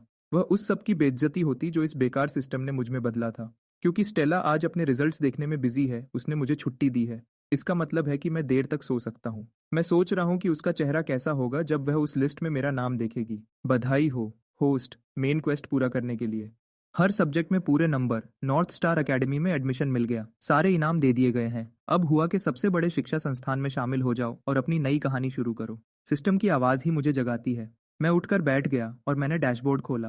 Host, coal. Manufacturing level 2। Prestige 10,500। दौलत 28.6, 2 मिलियन। दिखावट 90। Basic science stats, math 61, physics 60, chemistry 60, biology 60, computing 61, विच 100। 10,000 से ज़्यादा प्रेस्टीज पॉइंट्स। मैं बहुत खुश हूँ। मेन क्वेस्ट हमेशा काम आते हैं। एक एग्जाम, 10,000 प्रेस्टीज पॉइंट्स। ये 10 पूरे पॉइंट्स हैं जिन्हें मैं अपने बेसिक साइंस स्टैट्स में बांट सकता हूँ। ऐसे ही कुछ और बार, और मुझे कोई रोक नहीं पाएगा। खुशी थोड़ी कम हुई और एक ख्याल आया। इतने ज्यादा प्रेस्टीज पॉइंट्स हमेशा ध्यान खींचते हैं और पूरे नंबर लाने वाला स्कॉलर प्रोडिजी हमेशा सबसे बड़ा शकी होता है। मुझे आगे क्या होगा उसके लिए तैयारी करनी पड़ेगी। मैं नीचे भागा। लिली लंच बना रही है। पापा कहाँ हैं? ऑफिस में हैं। क्या हुआ? लिली ने हैरानी से पलक झपकाई। मैं उन्हें खुद फोन करता हूँ। रिपोर्टर्स की भीड़ आज ऑफिस में मुझे ढूंढते हुए आ सकती है। उन्हें सिक्योरिटी को तैयार रखना होगा और शायद यहाँ भी लोग आ सकते हैं। किसी को बिल्डिंग की सिक्योरिटी को पहले से बता देना चाहिए। बेटा, ये सब क्या हो रहा है? लिली की दिल की धड़कन तेज हो गई। मैंने उसे देखकर मुस्कुराया। माँ, क्या तुम भूल गई? आज नॉर्थ स्टार अपने रिजल्ट्स निकालेगा। लगता तो ऐसा ही है, लेकिन इसका हमसे क्या लेना देना? लिली को कुछ समझ नहीं आया। मैंने एग्जाम में पूरे नंबर लाए और टॉप स्कॉलर का टाइटल जीता। मैं मुस्कुराया और बोला, ओह हाँ, मैं जाकर देखता हूँ कि स्टेला ने कैसा किया। मैं तेजी से वापस ऊपर भागा, लिली को वहीं हैरानी में खड़ा छोड़कर। उसका बेटा कोल, नॉर्थ स्टार एकेडमी में पूरे नंबर, टॉप स्कॉलर। ये किस तरह का पागलपन वाला मजाक था? स्टेला के घर पर स्टेला उतनी ही हैरान दिख रही थी। वह रिजल्ट्स के अनाउंसमेंट को घूर रही थी और बार बार पलक झपका रही थी। ये कैसे हो सकता है? क्या वह कुछ गलत देख रही थी या नॉर्थ स्टार के सिस्टम ने गलती कर दी थी? पूरे नंबर वाले पेपर की कई बार जांच होती है जिसमें एग्जाम रूम की सर्वेलेंस फुटेज भी शामिल होती है। ऐसा हो ही नहीं सकता था कि यह गलत पढ़ा गया हो। एसयू फैमिली के घर से ज्यादा दूर नहीं, लिन के घर पर आइरिस लिन जमीन पर गिर गई थी। उसका चेहरा पीला पड़ गया था क्योंकि मुझे दी हुई शर्त की याद उसे वापस आ गई। सब खत्म हो गया। मुझे सच में उससे कन्फेस करना पड़ेगा। क्या इससे वह बुरी लड़की नहीं बन जाएगी जो अपनी सबसे अच्छी दोस्त के लड़के को छीन लेती है? कोल कितना बुरा लड़का था। विक्टर बोर्ड मीटिंग के बीच में था। वह उस पैटेंट मैनेजमेंट कंपनी पर बात कर रहे थे जो मैंने सुझाई थी। तभी मीडिया की एक भीड़ कंपनी की लॉबी में आ गई। यहाँ तक कि टीएन हाई टीवी ने भी अपनी टीम भेजी थी। लॉबी लगभग बंद हो गई थी। उन्होंने कहा कि वह सब आपका इंटरव्यू लेने आए हैं सर। कुछ लोग एक्सक्लूसिव इंटरव्यूज के लिए जोर दे रहे थे। हम उन्हें रोक नहीं पाए। ये सब क्या हो रहा था? लेकिन उसके दिमाग में तुरंत कुछ क्लिक हुआ और उसका चेहरा बदल गया। क्या ग्राफीन बैटरी लीक हो गई थी? लेकिन वह अभी भी लैब में थी। सेफ्टी टेस्टिंग भी पूरी नहीं हुई थी, डिवाइस में लगाना तो दूर की बात थी। ड्रैगन क्रेस्ट ऐसे खुद को सामने नहीं लाएंगे है ना? रिपोर्टर्स अभी नीचे जमा हैं और कह रहे हैं कि जब तक वह आपसे मिल नहीं लेते तब तक नहीं जाएंगे सर। इंटरव्यू के इंतजाम पक्के करो और उन्हें पहले रिसेप्शन रूम में इंतजार करने को कहो। वह असल में किस बारे में बात करना चाहते हैं? स्टारलाइट टेक्नोलॉजी अभी अभी बैंक्रप्सी से बची है। हमारी तरफ से रिपोर्ट करने के लिए शायद ही कुछ है। नीचे बहुत शोर शराबा है। मैं आपको बताने के लिए जल्दी से ऊपर आया। मुझे पूरी बात समझ नहीं आई। लगता है ये यंग मास्टर कोल के बारे में है। यंग मास्टर कोल के टॉप स्कॉलर बनने के बारे में कुछ? क्या? विक्टर और उस कॉन्फ्रेंस रूम में हर इंसान होंग को घूरने लगा। होंग? कौन सा टॉप स्कॉलर? विक्टर की आवाज़ थोड़ी लड़खड़ा गई। मेरा वह आवारा बेटा, क्या वह सच बोल रहा था? कसम से, उसे सच में नॉर्थ स्टार एकेडमी में एडमिशन मिल गया और वह भी टॉप स्कॉलर के रूप में। मिस्टर गू, हम अभी चेक क्यों नहीं कर लेते? एक यंग मैनेजर पहले ही अपने लैपटॉप पर खोल रहा था। विक्टर स्क्रीन की तरफ भागा। पहला स्थान कोल गू, तियानहाई से 350 पॉइंट्स। मैनेजर ने पूछा, मिस्टर गू, क्या तियानहाई में यंग मास्टर कोल के नाम का कोई और भी है? यह सच में यंग मास्टर कोल ही है, एक और भरोसेमंद सहायक ने कहा। जब मैं एडमिशन टिकट्स लेने गया था तो उसका ही नाम था और क्योंकि हमने देर से रजिस्टर किया था उसका एग्जाम नंबर लिस्ट में पीछे की तरफ था। विक्टर ने अपना सिर पीछे किया और जोर से हंसा। मैं जानता था कि कोल मुझे निराश नहीं करेगा और न ही स्टार एकेडमी को। वह इसे आसान बना देता है। बधाई हो, यंग मास्टर कोल को टॉप स्कॉलर घोषित किया गया है। अब उसके लिए आसमान भी कम है। बधाई हो मिस्टर गू, कितनी अच्छी खबर है। यंग मास्टर कोल के लिए चीयर्स, लिस्ट में सबसे ऊपर। मिस्टर गू, इस पर तो पार्टी बनती है। हाँ, मैं बहुत खुश हूँ। हाँ, हम पार्टी कर रहे हैं। होंग, सबको बता दो, हम अपने बेटे के नॉर्थ स्टार एकेडमी में एडमिशन का जश्न मना रहे हैं। स्टारलाइट टेक्नोलॉजी के सभी एम्प्लॉयज़ को 3 दिन की छुट्टी डबल सैलरी के साथ मिलेगी और सबको इस महीने 20% परफॉर्मेंस बोनस मिलेगा। होंग खुशी से चमक उठा। मिस्टर गू जिंदाबाद। ड्रैगन क्रेस्ट के साथ पार्टनरशिप से पूरी इंडस्ट्री को जलन हो रही थी, लेकिन सिर्फ स्टारलाइट टेक्नोलॉजी के लोग ही जानते थे कि हाल ही में काम का बोझ कितना ज्यादा था। 3 एक्स्ट्रा दिन की छुट्टी लंबे सूखे के बाद बारिश जैसा लगा। मिस्टर गू, ड्रैगन क्रेस्ट प्रोजेक्ट के टाइम पर बहुत जोर दे रहा है। क्या 3 दिन ज्यादा नहीं है? सब ठीक है। विक्टर ने बिना सोचे उसे टाल दिया। मैं वेरा के साथ इसे संभाल लूंगा। उसने सोचा कि यूए फैमिली के लोग कैसे चेहरे बनाएंगे जब उन्हें पता चलेगा कि कोल को नॉर्थ स्टार एकेडमी में एडमिशन मिल गया है। जीयू फैमिली और यूए फैमिली के बीच के रिश्ते हमेशा लिली की तरफ से ही थे। ज्यादातर यूए फैमिली विक्टर और मुझे एक जैसा नीचा दिखाती थी, खासकर क्योंकि मेरी एक आवारा की पहचान थी। हालांकि वेरा की बात अलग थी। वह औरत सिर्फ चेहरे से जज करती थी। मैं उसके स्टैंडर्ड्स पे खरा उतरा, इसलिए उसे इस बात से कोई फर्क नहीं पड़ता था कि मैं फैमिली का कितना पैसा बर्बाद करता हूँ। फिर भी वेरा हमेशा मुझे पसंद करती थी। तो जब ड्रैगन क्रेस्ट ने स्टारलाइट टेक्नोलॉजी के साथ पार्टनरशिप का ऐलान किया तो जल्दी ही अफवाह उड़ने लगी। लेकिन अगर मैं सच में यूए फैमिली में शादी करना चाहता था तो यूए फैमिली के अपने नियम के हिसाब से यह लगभग नामुमकिन था।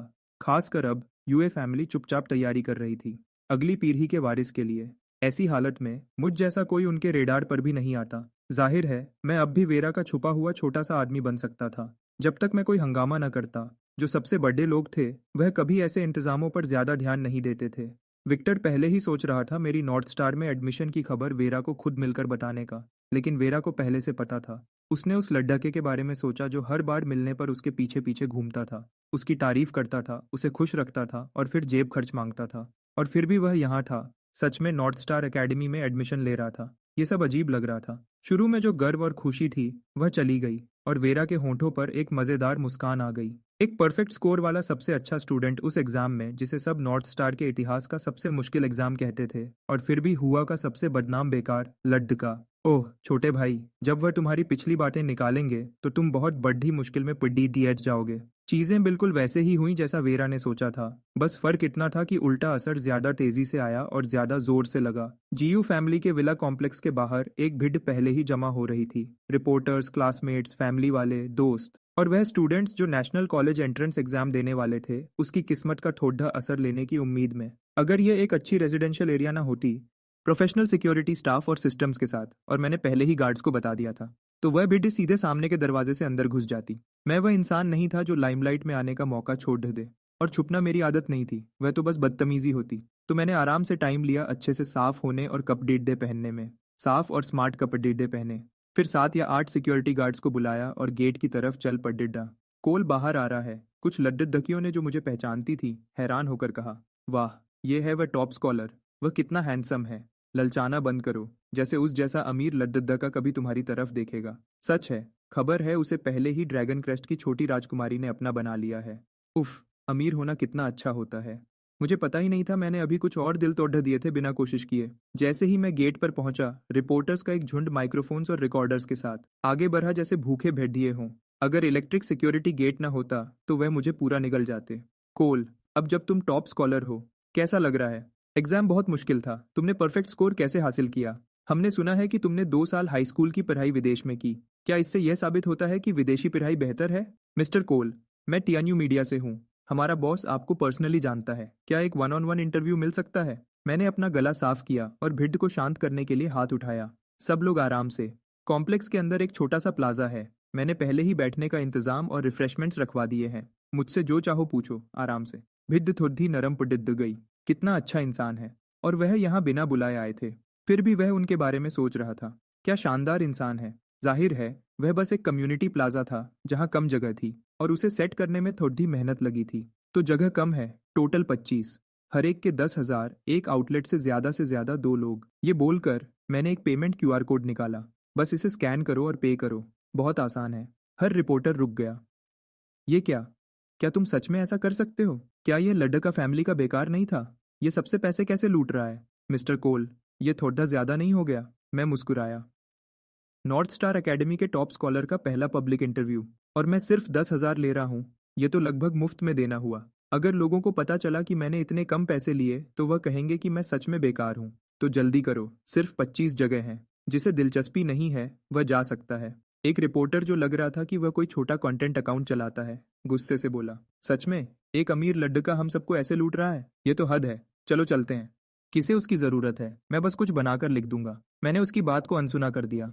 हाँ ठीक है, जो चाहो ऑनलाइन पोस्ट कर दो। मैं अभी तुम्हें रोक नहीं सकता, लेकिन बनाई हुई कहानियां ज्यादा देर तक ट्रैफिक नहीं लाती। अगर तुम्हें इस इंडस्ट्री में करियर बनाना है तो तुम्हें थोड़ी ईमानदारी चाहिए, है ना? कब तक झूठ सच का मुकाबला कर सकता है? मैं फिर से बोलता हूँ, यह नॉर्थ स्टार एकेडमी के टॉप स्कॉलर का पहला पब्लिक प्रेस इवेंट है। अगर ये छूट गया तो फिर कभी नहीं मिलेगा। बेडी आउटलेट समझ गए कि मैं क्या कह रहा था। फोन्स निकल चुके थे, बजट्स अप्रूव हो रहे थे। कुछ रिपोर्टर्स ने तो खुद ही पैसे दिए और स्कैन करना शुरू कर दिया। एक तगड़ीड़ा आदमी आगे बढ़ा और पहले स्कैन किया। ये भिड्ड देखकर मेरे दिमाग में कुछ आया। मुझे पहले मार्केट रिसर्च करना चाहिए था। ये डील शायद सस्ती पीडीडीएच रही है। जैसे ही सबको पता चला कि 25 सीट सबके लिए काफी नहीं है, भिड्डी और पागल हो गई। नॉर्थ स्टार के सबसे मुश्किल एग्जाम के इतिहास का टॉप स्कॉलर, तियानहाई का पहला, और ये उसका पहला पब्लिक प्रेस सेशन था। अगर ये छूट गया तो कोई भी पैसा इसे वापस नहीं ला सकता। मेरा दिल बैठ गया। बहुत ज्यादा सस्ता नहीं, दाम बढ़ाना पिड़ी देगा। अच्छा हुआ कि मुझे कोई शर्म नहीं थी। मैंने बिना रुके बोलना शुरू किया। सबकी इतनी दिलचस्पी देखकर मैं सच में खुश हूँ। तो ये है एक छोटा सा बोनस ऑफर। एक्स्ट्रा $20,000 के लिए आप सेशन के दौरान लाइव स्ट्रीम कर सकते हैं। Guaranteed front row access traffic की सबसे पहली और असली वेव के लिए। बिड्ड चुप हो गई।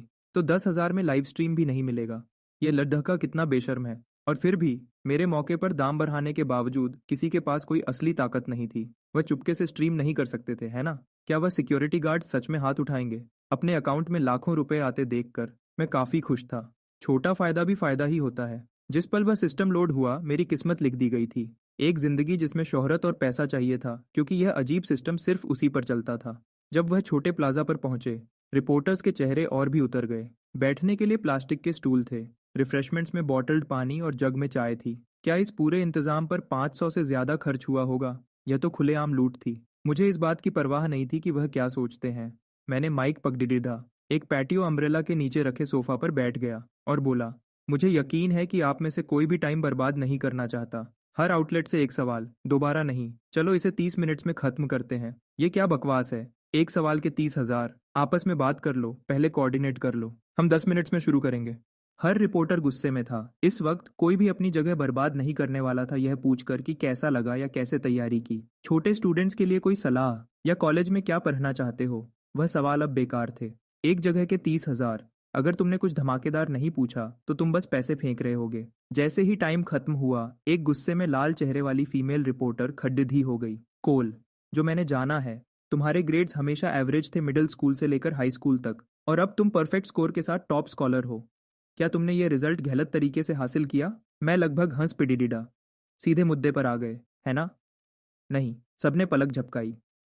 बस इतना ही? कोई और बात नहीं कोल, तुम्हारे सवाल का जवाब मिल गया। मैंने उसे बीच में ही रोका। अगला। एक घनी दाढ़ी वाला रिपोर्टर खड्डिद्दा हुआ। ड्रैगन क्रेस्ट के नॉर्थ स्टार एकेडमी के साथ हमेशा से अच्छे रिश्ते रहे हैं। तुम्हारी फैमिली ने अभी ड्रैगन क्रेस्ट के साथ एक डील की है और अब तुम टॉप स्कॉलर हो। तुम इस बारे में क्या कहते हो? मुझे इन दो चीज़ों में कोई कनेक्शन नहीं दिखता। अगर तुम कुछ कहना चाहते हो तो सीधे बोलो, लेकिन तुम्हारा सवाल हो गया। अगला। कोल, क्या तुम टॉप स्कॉलर बने ड्रैगन क्रेस्ट के कनेक्शंस का इस्तेमाल करके, ताकि नॉर्थ स्टार तुम्हें पिछले दरवाजे से अंदर आने दे?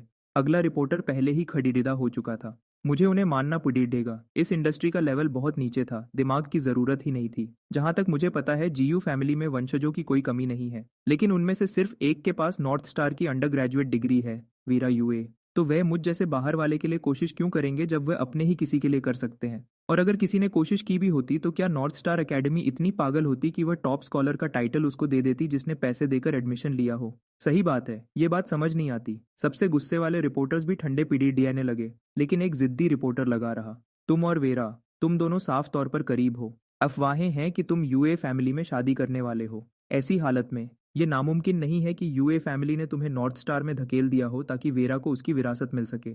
मैरियन, छोड़ दो यार, तियानहाई में जाकर पूछ लो। मुझे पीछा करने वाली लद्दकियां पूरी दुनिया के 2 चक्कर लगा सकती हैं।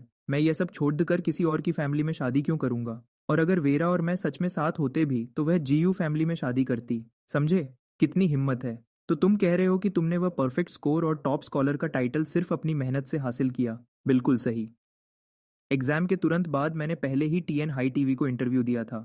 मैंने उन्हें सीधे बता दिया था कि मैंने परफेक्ट स्कोर किया है। भिड को अब भी यकीन नहीं हो रहा था।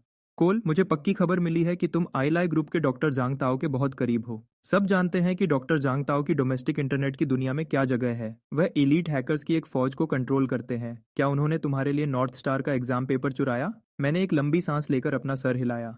मैं माफ करने वाला इंसान हूँ, मुझ पर कीचड़ डेशे उछालो। ठीक है, लेकिन डॉक्टर जांग ताओ को इसमें घसीटना, एली ग्रुप की लीगल टीम खाली नहीं बैठी रहती। और जो कोई भी यूए फैमिली का एंगल ला रहा है, छपने से पहले बहुत सोच लो। जब लॉसूट आएगा तो ये मत कहना कि मैंने वार्न नहीं किया था। कमरे में सब होश में आ गए। वह जो कुछ भी पूछ रहे थे वह सब बस अंदाजा और साजिश की बातें थी। मैंने उन्हें इतना भड़धका दिया था कि उन्होंने सब कुछ जोर से बोल दिया। उनमें से कुछ अब भी लाइव स्ट्रीम कर रहे थे। यह मामला खराब हो सकता था। कोल, क्योंकि तुमने परफेक्ट स्कोर किया है, क्या तुम हमें वह सवाल समझा सकते हो जिसमें नेचुरल नंबर्स का जोड़ -1/12 के बराबर आता है? चलो आखिर एक सवाल जो कोई कॉन्स्पिरेसी थ्योरी नहीं है। तुम सबने ऑफिशियल सॉल्यूशन तो देखा ही होगा, है ना? अब मेरे समझाने से कुछ साबित नहीं होगा। रामानुजन सच में एक जीनियस था। सिर्फ वही इतनी अच्छी चीज सोच सकता था। आखिरी फिजिक्स का सवाल काइनेटिक थ्योरी ऑफ गैसेस पर था, जो यूनिवर्सिटी लेवल का टॉपिक है। तुमने उसका जवाब कैसे दिया? किसी ने ये तो नहीं कहा कि हाई स्कूल स्टूडेंट्स कॉलेज की किताबें नहीं पढ़ सकते। जब तुम इतने खास हो तो तुम हाई स्कूल के लिए वेस्टलैंड क्यों गए थे? क्या तुम्हारा ये परफॉर्मेंस वेस्टलैंड की पढ़ाई की वजह से है? तो क्या इस साल का टॉप स्कॉलर वेस्टलैंड का है, हुआ का नहीं? मैं कुछ बोल नहीं पाया। हुआ के प्रेस वाले हमेशा हैरान करते हैं। मैंने खुद को शांत रखा, अपना सर हिलाया और मुस्कुराया। मैंने परफेक्ट स्कोर किया क्योंकि मैं कोलगू हूँ। इसका इससे कोई लेना देना नहीं कि मैंने कहाँ पढ़ाई की। मैं टीएन हाई में भी इतना ही अच्छा स्कोर करता। बाहर जाना मेरी अपनी वजह थी। बताना चाहोगे? किसी ने तुरंत पूछा। मुझे कोई दिक्कत नहीं थी। मुझे एक लड़की से प्यार हो गया था। तुम सब जानते हो मैं लड़कियों में कितना पॉपुलर हूँ। मुझे डर था कि उसे भी मुझसे प्यार हो जाएगा और एक रिश्ता उसकी पढ़ाई खराब कर देगा, तो उसके लिए मैंने मुश्किल फैसला लिया और चला गया। मैं बस उसे ध्यान देने के लिए जगह देना चाहता था। यही एक तरीका था जिससे हम दोनों का एक अच्छा फ्यूचर होता।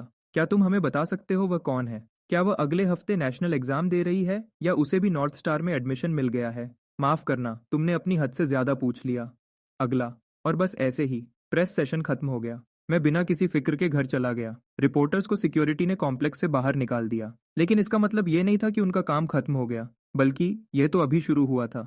मैंने लोगों की राय की ताकत को कम समझा था और मीडिया की ईमानदारी को ज़्यादा मान लिया था। ट्रैफिक के लिए यह लोग कुछ भी लिखते और कुछ भी बोलते थे, भले ही उन पर केस हो या उनका अकाउंट बंद हो जाए। वह बस अकाउंट डिलीट कर देते, थोड़े दिन चुप रहते और नए नाम से वापस आ जाते।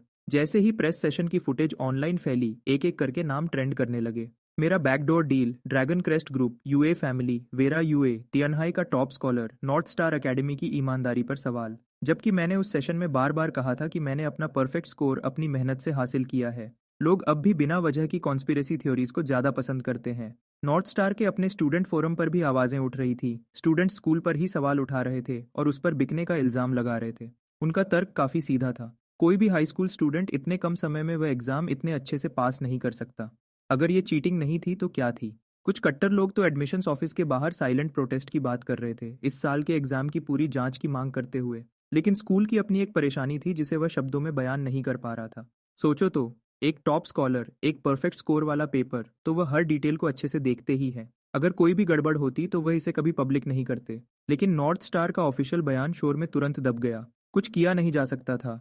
परफेक्ट स्कोर पर यकीन करना बहुत मुश्किल था। जब कोई चीज़ सब उम्मीदों के खिलाफ होती है, लोग हमेशा किसी को दोष देने के लिए कुछ ढूंढते हैं। वीरा को ऑनलाइन सारी अफवाहों का पता चल गया था। लीगल डिपार्टमेंट ने तो यह भी पूछने आए थे कि क्या वह चाहती है कि वह कोई एक्शन ले।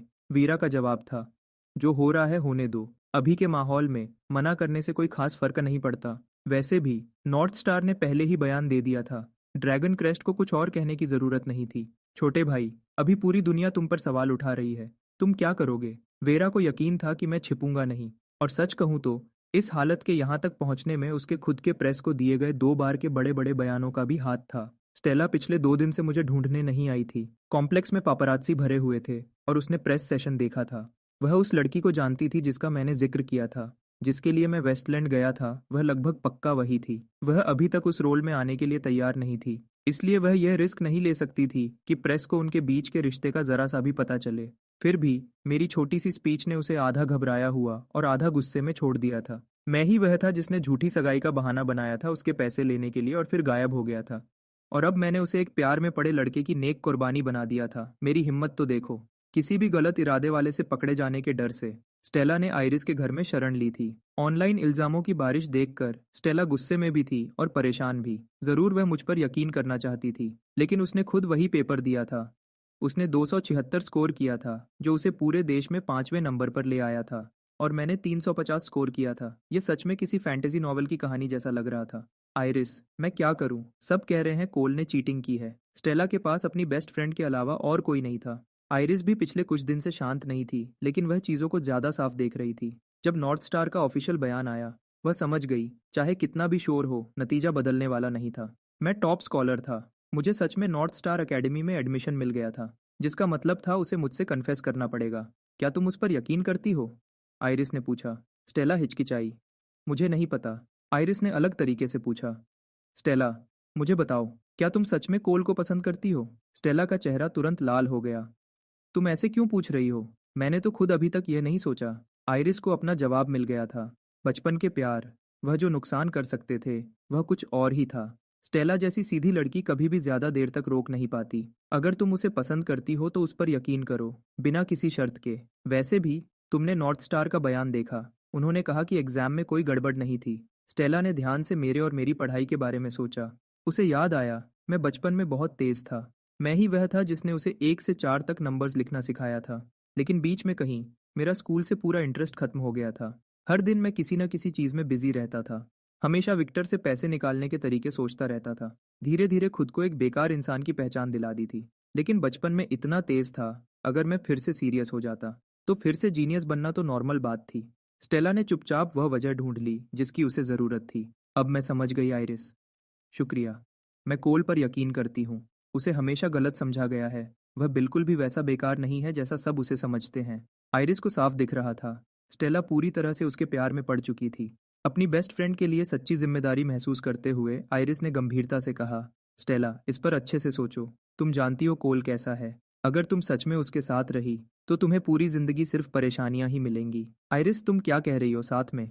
उसने तो अभी तक मुझसे कन्फेस भी नहीं किया। स्टेला का चेहरा फिर से लाल हो गया। सच है, मैंने कभी नहीं कहा कि मैं स्टेला को पसंद करता हूँ। प्यार करने की तो बात ही छोड़ दो। इसके बजाय मैंने उसे एक झूठी सगाई बेची और पैसे अपनी जेब में रख लिए।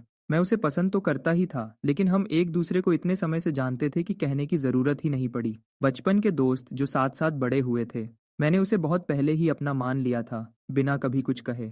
इसलिए मैंने कभी ऐसे प्यार भरे इजहार की परवाह नहीं की। आइरिस अंदर ही अंदर चिल्ला रही थी, ओह तुम कितनी भोली लड़की हो, जाग जाओ। उस कमीने ने सालों पहले मुझसे कन्फेस किया था, और उसने तुमसे एक लफ्ज भी नहीं कहा। तो फिर वह तुम्हारा हाथ ऐसे क्यों पकड़ता है जैसे यह दुनिया की सबसे नॉर्मल बात हो, और तुम उसे करने देती हो। वह बिल्कुल बेकार है। स्टेला, स्काईरिच मैनर में उस दिन तुम्हें याद है उसने मुझसे क्या शर्त लगाई थी? खुद ये बात उठाने से आइरिस को सच में अजीब लग रहा था। स्टेला ने सर हिलाया। हाँ, तुम्हें पोस्ट करना है कि तुम उसे पसंद करती हो। स्टेला के चेहरे पर कोई बदलाव नहीं आया था। आइरिस हैरान थी। सच में? बस इतना ही? तुम ठीक हो उसके ऐसा करने से? वह सच में नॉर्थ स्टार एकेडमी में आ गया, आइरिस ने कहा। मुझे पता है, स्टेला ने कहा। स्टेला ने हाथ बढ़ाया और आइरिस का हाथ पकड़ लिया। कोल ने मुझे सब कुछ समझाया।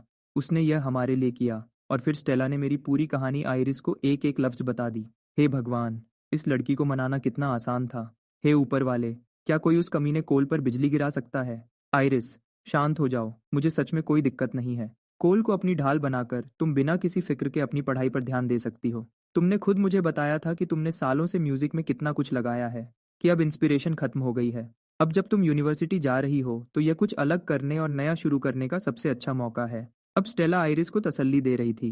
कोल को डील करने दो जो भी तुम्हें परेशान करने आए। और मैं पिछले 2 दिन से इस बारे में सोच रही हूँ। अगर तुम कोल को कन्फेस कर दोगी तो जो लड़के मेरे पीछे पड़े हैं वह भी हिम्मत नहीं करेंगे। शुक्रिया, स्टेला। 3 तरफा जीत? ज्यादा तो यह था कि मैं सब कुछ जीत रहा था और बाकी सब खुद को कह रहे थे कि सब ठीक है। जीयू रेजिडेंस में वापस विक्टर और लिली अपने बेटे को लेकर बहुत परेशान थे। विक्टर खास तौर पर गुस्से में था। कंपनी में प्रेस के आने वाले दिन वह शुरू में गर्व से फूला नहीं समा रहा था, लेकिन उसके बाद जो तेज इल्जाम लगे उनसे बचना मुश्किल था। इस पूरे झमेले ने विक्टर का मूड खराब कर दिया था और उसे सबको छुट्टी देने का अफसोस होने लगा था। अब वह बस तुरंत ग्राफीन बैटरी लॉन्च करना चाहता था और पूरी दुनिया को बताना चाहता था, ये मेरे बेटे की बनाई हुई चीज है, वो कोई बेकार नहीं है। वो एक जनरेशन में एक बार आने वाला जीनियस है जो जब चलता है तो बिजली की तरह गिरता है। माँ पापा, मैं ठीक हूँ, दुनिया ऐसे ही चलती है। कभी कभी उन लोगों को खुद को साबित करना पड़ता है जिनसे कोई फर्क नहीं पड़ता। मैंने उन्हें हमेशा की तरह शांति से तसल्ली दी। कोल, वह अफवाह फैलाने वाले लोग बहुत बुरे हैं। क्या मैं तुम्हारे दादा को बुलाकर उन बुरे लोगों से निपटने को कहूँ?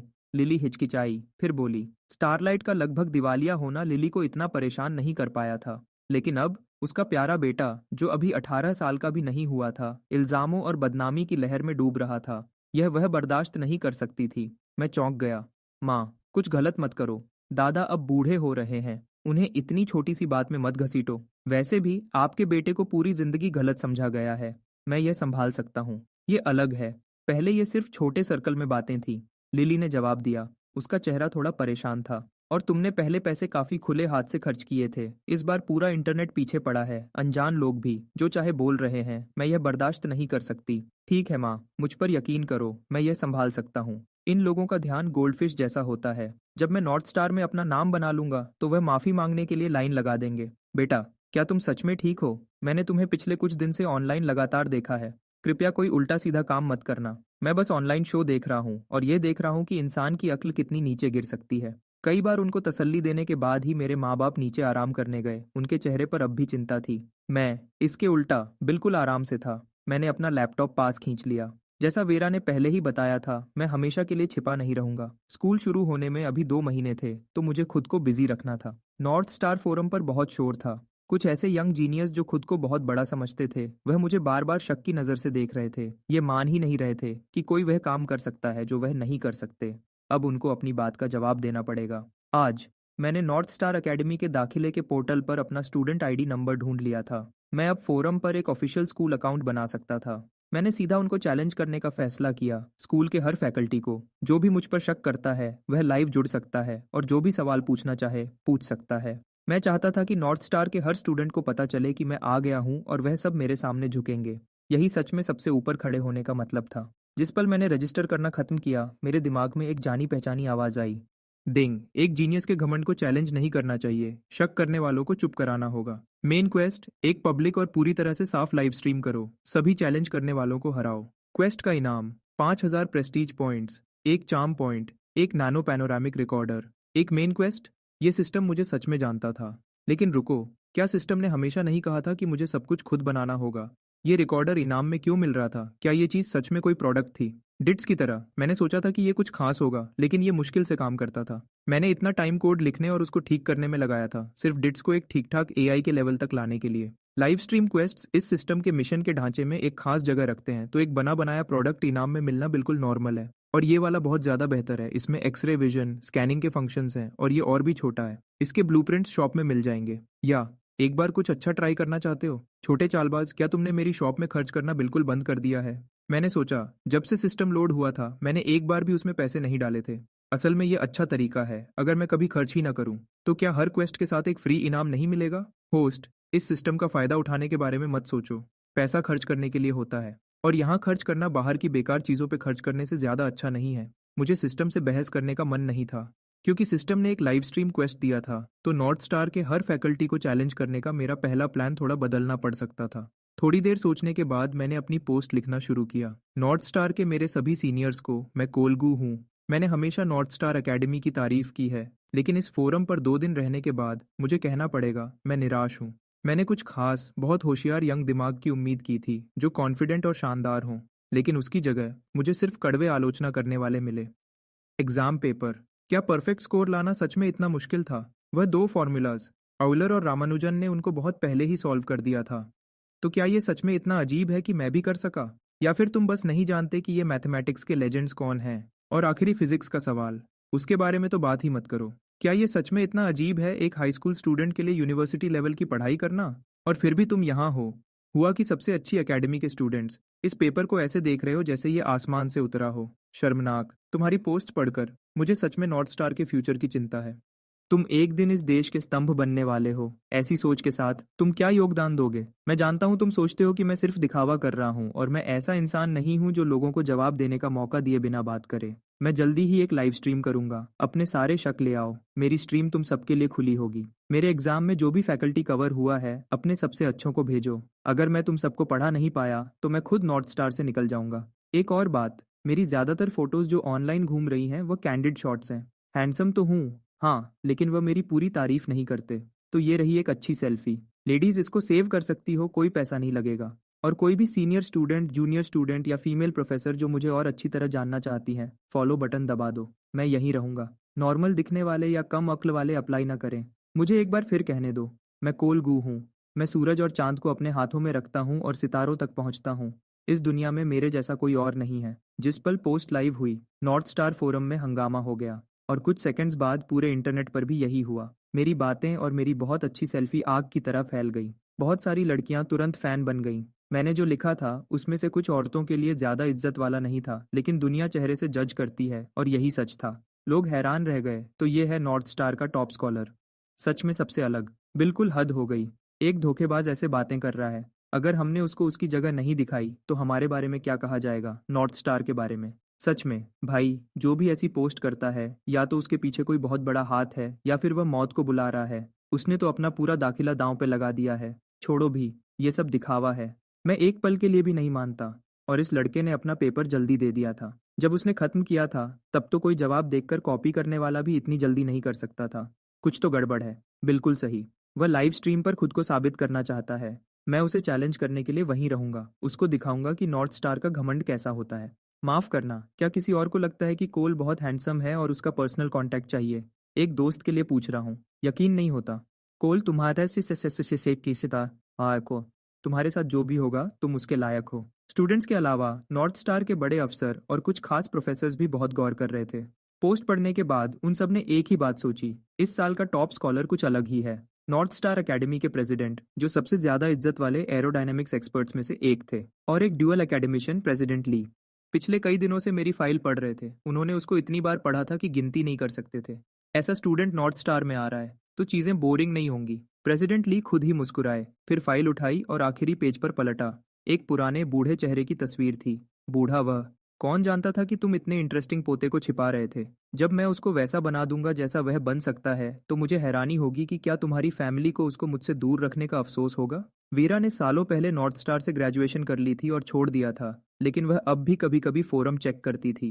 तो उसने पोस्ट देखी जिस पर वह अपलोड हुई, भले ही उसने उम्मीद की थी कि मैं छिपूंगा नहीं। मेरा जवाब फिर भी इतना हैरान करने वाला था कि वह हैरान रह गई। जवानी का घमंड, दुनिया को ऐसे देखना जैसे वह उसकी हो, शायद यही जवानी का मतलब था। पोस्ट होने के बाद मैंने प्लानिंग पे ध्यान दिया कि स्ट्रीम कहाँ होस्ट करनी है, कौन सा प्लेटफॉर्म यूज करना है और कैसे ये पक्का करना है कि पूरा काम बिल्कुल खुला और धोखा प्रूफ हो। ये ऐसे सवाल थे जिनके सही जवाब चाहिए थे, वरना वह लोग मेरी जीत को कभी सच में नहीं मानते।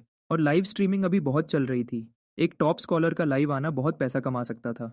मैं लगभग 18 साल का था और मैंने अभी तक अपना पहला फाइनेंशियल गोल भी पूरा नहीं किया था। यह सच में शर्मनाक था। मेरे उनसे बात करने से पहले ही कई बड़े प्लेटफॉर्म्स खुद ही मेरे पास आए। उन सब ने स्ट्रीम को सपोर्ट करने की पेशकश की, बिल्कुल फ्री में। मैं जोर से हंसने ही वाला था।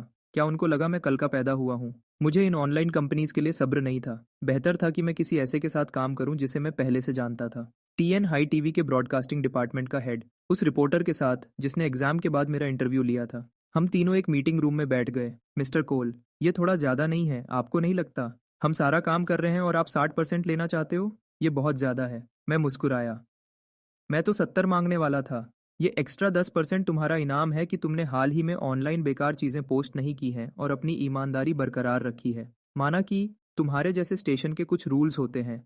जब नॉर्थ स्टार ने अपना बयान दिया तो तुम भी ज़्यादा कुछ नहीं कर सकते थे। मैनेजर बाय, 40% बहुत है। तुम्हारे स्टेशन के लिए यह आसमान से गिरने वाला पैसा है। हो सकता है, लेकिन तुम्हें ज़्यादा हिस्सा लेते देखना मुझे ठीक नहीं लगता। 50-50, मैनेजर बाई ने कहा। मैंने कॉन्ट्रैक्ट उठाया और उसे रख दिया। मैं किसी और को ढूंढ लूंगा जो 30 लेगा।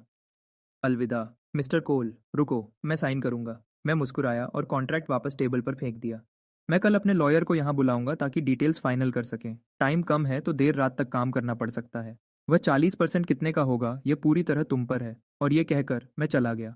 टीएनएचआई टीवी के साथ डील सीधी थी। टीएनएचआई टीवी के पास स्ट्रीम होस्ट करने के खास अधिकार होंगे। स्ट्रीम लाइव होने से पहले वह स्पॉन्सर साइन कर सकते थे, स्ट्रीम रूम में लिंक्स लगा सकते थे और दूसरे प्लेटफॉर्म्स को ब्रॉडकास्ट राइट्स भी दे सकते थे। स्ट्रीम कैसे चलेगी यह पूरी तरह टीएन हाई टीवी का फैसला होगा। एक शर्त थी कि देखना फ्री होगा और फुटेज पूरी तरह से खुली और साफ होगी। जब सब खत्म हो जाएगा तो हर पैसे का 60% मुझे मिलेगा, 40% टीएनएचआई टीवी को। बॉस, इतना बड़ा कॉन्ट्रैक्ट, क्या स्टेशन डायरेक्टर को इससे कोई दिक्कत होगी? फीमेल रिपोर्टर ने थोड़ा घबराकर पूछा। दिक्कत? ये नॉर्थ स्टार एकेडमी का टॉप स्कॉलर है। उसकी स्ट्रीम ज्ञान की लड़ाई है। एक जनरेशन के सबसे होशियार दिमागों का टकराव है। क्या इससे अच्छा लाइव स्ट्रीम का आइडिया हो सकता है? मैनेजर बाय बहुत खुश था। नेगोशिएशन टेबल की सारी परेशानी बिल्कुल गायब हो चुकी थी। जाओ, सबको बता दो। कॉन्फ्रेंस रूम में पूरे स्टाफ की मीटिंग है। Live stream department. अभी। इस साल सबका बोनस इस बात पर निर्भर करता है कि हम यहाँ क्या करते हैं। मीटिंग रूम में जब मैनेजर बाई ने सब कुछ समझा दिया तो ज़्यादातर स्टाफ समझ गया कि वह किस चीज़ को देख रहे थे। ये आसमान से गिरने वाला पैसा था। कितना वह पकड़ते हैं ये पूरी तरह उन पर था।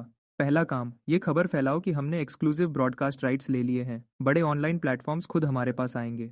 इस कहानी का ऑनलाइन असर इतना बड़ा था कि उसे नज़रअंदाज नहीं किया जा सकता था। लेकिन बॉस, अगर हम ब्रॉडकास्ट राइट्स को आगे बेचते हैं तो क्या हम अपना ट्रैफिक भी बांट नहीं देंगे? किसी ने पूछा। मैनेजर बाई ने जवाब दिया, हम एक टीवी स्टेशन है। हम कभी भी यंग ऑनलाइन ऑडियंस को अपनी तरफ खींचने में अच्छे नहीं रहे हैं। इस इवेंट की गर्मी धीरे धीरे खत्म हो जाएगी। हमारे लिए ट्रैफिक दूसरी चीज़ है, पैसा ही सब कुछ है। शानदार बॉस, लेकिन लाइव चैलेंज के कनेक्शंस हमारे चैनल से ही होने चाहिए। हम ऐसी विजिबिलिटी नहीं दे सकते। सब कुछ बेच दो तो उसकी कीमत कम हो जाती है। उनको फुटेज दो, कनेक्शन चैनल अपने पास रखो। फिर एडवर्टाइजिंग का हिस्सा है। हम एक ब्रॉडकास्टर हैं, हमें अपने स्पॉन्सर्स को ध्यान से चुनना होगा। हम यहाँ थोड़ा पैसा छोड़ सकते हैं, वरना ऊपर वालों को समझाना मुश्किल होगा। रूम में हर इंसान तेजी से नोट्स ले रहा था और अपने साल के आखिरी बोनस के सपने देख रहा था। ऑनलाइन के अलावा ग्राउंड पर भी पैसा कमाया जा सकता है। कोल ने खुद कहा था कि जगह बड़ी होनी चाहिए। पूरे 360 डिग्री व्यू के साथ। हम उसको बिल्कुल वही देंगे। बॉस, आप एंट्री फीस लेने का तो नहीं सोच रहे हो ना? Entry fees? हम एक टेलीविजन स्टेशन है, हमारे कुछ रूल्स हैं। हम आम लोगों की जेब नहीं काटते, तो हम ग्राउंड पे पैसा कैसे कमाएंगे? शॉर्ट वीडियो अभी बहुत चल रही है, इंडिपेंडेंट क्रिएटर्स हर जगह हैं। कौन नहीं चाहेगा लाइव स्ट्रीम वेन्यू की ग्राउंड से फुटेज? हम उनको खुद स्ट्रीम करने देंगे, फीस लेकर। उनको दूर रहना होगा और कोल की स्ट्रीम में दखल नहीं देना होगा। सिक्योरिटी के साथ इस पर बात करो, बजट में कमी मत करना। बॉस, आप जीनियस हो, उसके एक स्टाफ ने बहुत तारीफ करते हुए कहा। सब लाइसेंसिंग, स्पॉन्सरशिप्स, मर्चेंडाइज, और पेड ऑन साइट फिल्मिंग, ये सब एक साथ चल रहे थे। मैनेजर बाय, ये कहना पड़ेगा, बहुत तेज था। जब मैनेजर बाय का पहला प्लान बन गया तो मैं खुश था। नाम और पैसा दोनों की अपनी कीमत होती है, लेकिन इंसानियत के फ्यूचर के लिए मुझे ये सब सहना ही पड़ेगा। मैं स्ट्रीम को लेकर कॉन्फिडेंट था, लेकिन जो लोग मुझे चैलेंज करने वाले थे वह तैयार होकर आएंगे, और इसका मतलब था कि मुझे भी तैयार रहना होगा। सबसे पहले मैंने अपने नए कमाए हुए 10,000 प्रेस्टीज पॉइंट्स को अपनी ताकत बढ़ाने में लगा दिया, खासकर मैथ और फिजिक्स पर। ये दो सब्जेक्ट सबसे मुश्किल चैलेंजेस लाएंगे। मैथ में 64 और फिजिक्स में 63 पॉइंट्स के साथ मैं किसी भी चीज का सामना कर सकता था। अपनी ताकत बढ़ाने के बाद मैंने बचे हुए 500 प्रेस्टीज पॉइंट्स खर्च किए। शॉप से 2 प्रॉब्लम सॉल्विंग कार्ड्स खरीदे बैकअप के लिए, बस अगर किसी जरूरी वक्त पर मेरा दिमाग काम करना बंद कर दे तो। यह सब तैयार होने के बाद मैं पीछे होकर आराम करने लगा। बस इंतजार कर रहा था कि हर उस चैलेंजर को हरा दूं जो आने की हिम्मत करेगा। लेकिन मेरे आसपास के लोग बहुत परेशान थे। स्टेला ने तो स्ट्रीम में शामिल होने और मुश्किल सवालों का सामना करने में मेरी मदद करने की पेशकश भी की। मैंने उसे मना कर दिया। मेरी शानदार यूनिवर्सिटी लाइफ अभी शुरू भी नहीं हुई थी। कितनी सारी लड़कियां थीं जिन्हें इम्प्रेस करना था। यह सब मेरे आगे था, मैं बंद कर नहीं रह सकता था। वैसे भी मैं पहले ही दूसरे लड़कों से काफी जलन पैदा कर रहा था, इसे और खराब करने का कोई फायदा नहीं था। वह दिन आखिर आ ही गया। मैं टीएन हाई टीवी पर पहुंच गया, जैसा कि वादा किया था। जगह थी हेशियन ग्रैंड प्लाजा का सेंटर, स्टेशन के बिल्कुल सामने। टीएन हाई टीवी के साथ काम करना सही फैसला था, इसमें कोई शक नहीं था। हर तरह का प्रोफेशनल सामान, पूरी सिक्योरिटी चेक और टेक्निकल तैयारी। प्रोफेशनल लोग प्रोफेशनल काम कर रहे थे। मिस्टर कोल, तैयार हो? मैनेजर बाई ने पूछा। बिल्कुल, मैं पूरा रिलैक्स दिख रहा था। और हम लाइव जाते हैं। सब डिपार्टमेंट्स की आखिरी जांच। काउंटडाउन 1 मिनट में शुरू होगा। मैं तुरंत स्क्रीन पर नहीं आया। एक होस्ट ने पहले ऑडियंस को बताया कि स्ट्रीम किस बारे में है और चैलेंजेस कैसे होंगे। बिना किसी देरी के आज के स्टार को स्टेज देते हैं।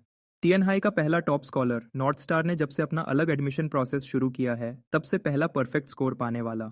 और टीएन हाई में सबसे हैंडसम नौजवान के रूप में मशहूर कोल गू। मेरी भौहें दूर के पहाड़ों जैसी, आंखें सितारों जैसी, चेहरा साफ और गर्व से भरा, और होंठों के कोने पर एक मुस्कुराहट। एक सादी सफेद शर्ट, एक आम स्टूडेंट जैसा दिखने वाला, फिर भी मैं नीले आसमान से भी ज्यादा चमक रहा था। मैं दोपहर की धूप में खड़ा था, जवान, चमकदार, एक ऐसा इंसान जो दुनिया को सिर्फ अपनी मौजूदगी से बेहतर बना देता है। ओह वाओ, वह कितना खूबसूरत है, मुझे बचाओ। इतना अच्छा दिखने वाला इंसान धोखा नहीं कर सकता, वह लोग बस जलते हैं। क्या खूबसूरत और होशियार होना जुर्म है? कमेंट्स तुरंत हर स्ट्रीम रूम में भर गए। जो कुछ भी कहना जरूरी था वह मैं पहले ही उस नॉर्थ स्टार फोरम पोस्ट में लिख चुका था, और होस्ट ने बाकी सब बता दिया था। तो चलो सीधे शुरू करते हैं। मुझे उम्मीद है कि आप सब कुछ ऐसा लाए हो जो मेरे वक्त के लायक हो। मैं सच में नहीं चाहता था कि मेरा पहला लाइव स्ट्रीम बिल्कुल बोरिंग हो। अब भी इतना घमंडी। कोल, मैं हमेशा तुम पर भरोसा करता हूँ। इस हिम्मत के नतीजे होंगे। इंतजार है कि यह उसके चेहरे पर फट जाए। सच कहूँ तो एक धमाका बेहतर कंटेंट बनाएगा। दुख की बात है कि मैं इतना बेवकूफ़ हूँ कि उसे चैलेंज भी नहीं कर सकता। अभी मेरे पास कमेंट्स के लिए वक्त नहीं था। नियमों का पालन करते हुए मेरा पूरे शरीर का स्कैन हो रहा था, यह कंफर्म करने के लिए कि मेरे पास कोई छुपा हुआ कम्युनिकेशन या स्मार्ट डिवाइस नहीं है। बिना किसी रुकावट के चेक पास करने के बाद मुझे आखिरकार डिट्स की ताकत का एहसास हुआ, क्योंकि उन स्कैनर्स में से कोई भी ये नहीं बता पाया कि मेरी उंगली में जो सादी सी अंगूठी थी उसमें एक सुपर एआई था। हालांकि डीआईटीएस की अभी की ताकत के साथ ये असली स्ट्रीम के दौरान ज्यादा मदद नहीं कर पाता। मैं बस इसे पहनने का आदी हो गया था। यदि ये एक सिस्टम क्रीचर था, इसे हमेशा पहने रहना चीजों को आसान बनाता था। ठीक है, हम स्ट्रीम से एक कमेंट चुनकर उसका जवाब देंगे। जो चाहो कहो, भेज दो। बस याद रहे, मैं सिर्फ टीएनएच टीवी के मेन स्ट्रीम रूम के कमेंट्स देख सकता हूँ। चैलेंजर फेस ऑफ्स तो मेन इवेंट थे, लेकिन घर से देखने वाले आम व्यूअर्स को भी थोड़ा अटेंशन मिलना चाहिए था। इसलिए यह कमेंट रिस्पॉन्स का हिस्सा, एक जिसे ज्ञान की लड़ाई कहा जा रहा है, फिर भी इसे सर्कस की तरह बढ़ा चढ़ाकर पेश किया गया है। स्पॉन्सर्स, सब लाइसेंसिंग, सब कुछ। क्या मिस्टर कोल को सच में इतना पैसा पसंद है? क्या ये थोड़ा बेइज्जती वाला नहीं है? पता नहीं टीएन हाई टीवी ने ड्रॉ में गड़बड़ की थी या मेरी किस्मत ही खराब थी। इतने सारे तारीफ वाले कमेंट्स में से यही वाला चुना गया। मैंने अपना गला साफ किया। हाँ, मुझे पैसा चाहिए। सच कहूँ तो मैं चाहता हूँ कि दुनिया का हर डॉलर सीधा मेरे पास आए। मिस्टर कोल बहुत ईमानदार हैं, लेकिन कुछ सालों बाद आप समझोगे, हर पैसा जो मैं कमाऊंगा वह आखिरकार इस दुनिया में वापस आएगा और आप सब तक पहुंचेगा। मैं पैसा कमाता हूँ इंसानियत के फायदे के लिए, अपने फ्यूचर के दरवाजे खोलने के लिए। मिस्टर कोल शायद इतने भी ईमानदार नहीं है। आगे का रास्ता रिसर्च की तरफ जाता है, ये तो पक्का है। क्या आपको पता है रिसर्च कितनी महंगी होती है? क्या आपको पता है एक चिप बनाने में कितना खर्चा आता है? एक नई दवा मार्केट में लाने में, एक नया मटेरियल बनाने में, दुनिया के सबसे बेहतरीन दिमागों को अपने पास रखने के लिए। हम हर बार सरकार से भीख नहीं मांग सकते जब हमें कुछ काम करवाना हो। मुझे कभी दूसरों पर डिपेंड करने की आदत नहीं रही। मेरे पापा ने मुझे बचपन से सिखाया था, अपना पैसा खर्च करो या ज़्यादा से ज़्यादा अपने पापा का। यही एक तरीका है सच में आज़ाद महसूस करने का। तो मुझे बताओ, हम जैसे लोगों में क्या गलत है? साइंटिस्ट्स जो इंसानियत के फ्यूचर के लिए लड़ते हैं, पैसा कमाते हैं, किसने डिसाइड किया कि हमें इजाज़त नहीं है? मिस्टर कोल को बातें करना ज़रूर आता है। हालांकि जो वह कहते हैं उसमें काफ़ी सच्चाई है, लेकिन आप अभी तक रिसर्चर नहीं हो, साइंटिस्ट तो दूर की बात है। ठीक है, हम और कमेंट्स बाद में लेंगे। अभी के लिए आज के पहले चैलेंजर का स्वागत करते हैं। हेलो कोल, मैं डोंगरी यूनिवर्सिटी से मैथमेटिक्स का डॉक्टरल कैंडिडेट हूँ। एक प्रॉब्लम है जो मैं आपसे डिस्कस करना चाहता हूँ। एक डॉक्टरल कैंडिडेट। मेरा चेहरा थोड़ा तेज हो गया। यह एक शुरुआती चाल थी जो मुझे पीछे धकेलने के लिए बनाई गई थी। आज आने वाला हर चैलेंजर टॉप लेवल का होगा, सब 26 साल से कम उम्र के जवान टैलेंट। उन सब ने पहले नॉर्थ स्टार फोरम के बेयर मेंबर्स द्वारा बनाया गया एक क्वालिफाइंग एग्जाम दिया था, और सिर्फ वही लोग जिन्हें पास किया गया था उन्हें आज कनेक्ट होने की इजाज़त मिली थी। यह नॉर्थ स्टार की इज्जत बचाने के लिए था। मैं आखिरकार अभी भी टॉप स्कॉलर था। कोई भी ऐसे ही आकर मुझ पर सवाल नहीं फेंक सकता था। क्वालिफाइंग राउंड पास करने के बाद भी नॉर्थ स्टार फोरम की टीम ने आखिरी जांच की थी। ज्ञान की लड़ाई का वादा किया गया था और ज्ञान की लड़ाई ही होनी थी। आगे बढ़ो, मैथ के बारे में मैं थोड़ा बहुत जानता हूँ। ये साबित करो कि 5 से बड़ा कोई भी इंटीजर 3 प्राइम नंबर्स के जोड़ के रूप में दिखाया जा सकता है। मैं जम गया। ये बंदा यहाँ परेशानी पैदा करने आया था। ये कुछ बोल क्यों नहीं रहा? ये ज्यादा मुश्किल नहीं लगता, है ना? क्या वह सच में फंस गया है? हाँ। उसकी सारी घमंड धरी रह गई। वह बिल्कुल चुप हो गया है। मैं बस कुछ सेकंड्स के लिए रुका ही था कि कीबोर्ड वॉरियर्स पहले ही टूट पड़े थे। पब्लिक एजुकेशन की हालत अभी भी बहुत पीछे थी। इतने सारे लोग गोल्डबर्ग्स कंजेक्चर को नहीं पहचान रहे थे और यह डॉक्टरल कैंडिडेट जानबूझकर चालाकी कर रहा था। अगर उसने इसे ऐसे कहा होता कि 2 से बड़ा हर इवन नंबर 2 प्राइम्स के जोड़ के रूप में दिखाया जा सकता है, तो सब इसे तुरंत पहचान जाते। गोल्डबर्ग्स कंजेक्चर, जिसे हम साबित कर रहे हैं, किसी भी यूनिवर्सिटी को तुरंत 3 लेवल ऊपर उठा देगा। यह एक मशहूर अनसुलझा मसला है। क्या यह बंदा सच में यहाँ सिर्फ परेशानी पैदा करने आया है? ऑडियंस को आखिरकार समझ आने लगा था। मैंने साफ साफ कहा, मैं इसे अभी सॉल्व नहीं कर सकता, लेकिन चिंता मत करो, 3 साल के अंदर मेरे पास इसका प्रूफ होगा। मैंने यह सबसे आम लहजे में कहा, और यह शायद मेरी जिंदगी की सबसे हिम्मत वाली बात थी। 3 साल में गोल्डबर्ग्स कंजेक्चर को साबित करना, अगर मैं सच में यह कर पाया तो मैं मैथमेटिक्स के इतिहास में टॉप 10 में आ जाऊंगा और मेरी उम्र मुश्किल से 20 साल से ज्यादा होगी। ये किस तरह का मॉन्स्टर है? बिल्कुल पागल। मैं तुमसे किसी भी चीज पर शर्त लगाता हूँ, अगर तुमने सच में यह कर दिखाया तो मैं सर के बल खड़ा होकर मिट्टी खाऊंगा। आम जवान घमंड। हुआ के अनगिनत होशियार दिमागों ने गोल्डबर्ग्स कंजेक्चर को पूरा साबित करने में अपनी पूरी जिंदगी लगा दी। जिस तरह से वह इसे नजरअंदाज करता है वह सच में अपमानजनक है। शायद वह सच में कर सकता है। इतना हैंडसम इंसान झूठ नहीं बोल सकता। मॉड्स, क्या आप वहां हो? क्या हम इन बेवकूफ़ों को बैन कर सकते हैं? वाइब खराब कर रहे हैं। ठीक है सब लोग, ये बंदा मिसोजिनिस्टिक है। मैंने इसका यूजर नेम सेव कर लिया है। मास रिपोर्ट करो चलो। ये हाई ट्रैफिक स्ट्रीम का तरीका था। होस्ट को मुश्किल से कुछ करना पड़ता था, बस 2 शब्द फेंको और कमेंट्स अपने आप चलने लगते थे। कोल, वह तो बस शुरुआत के लिए एक छोटा सा मजाक था। मैं असल में हाल ही में नंबर थ्योरी फंक्शंस पर रिसर्च कर रहा हूँ, और जब मैंने यूलर की मशहूर आइडेंटिटी का तुम्हारा प्रूफ पढ़ा तो मैंने देखा कि तुम्हारा तरीका काफी नया था। मुझे पर्सनली तुम पर बिल्कुल भी शक नहीं है। मैं यहाँ ज़्यादा एक साथ पढ़ने वाले स्टूडेंट के साथ आइडियाज़ शेयर करने आया हूँ। आखिरकार मैथमेटिक्स जवान लोगों का खेल है। मैं मुस्कुराया। तुम्हें ये पहले बताना चाहिए था।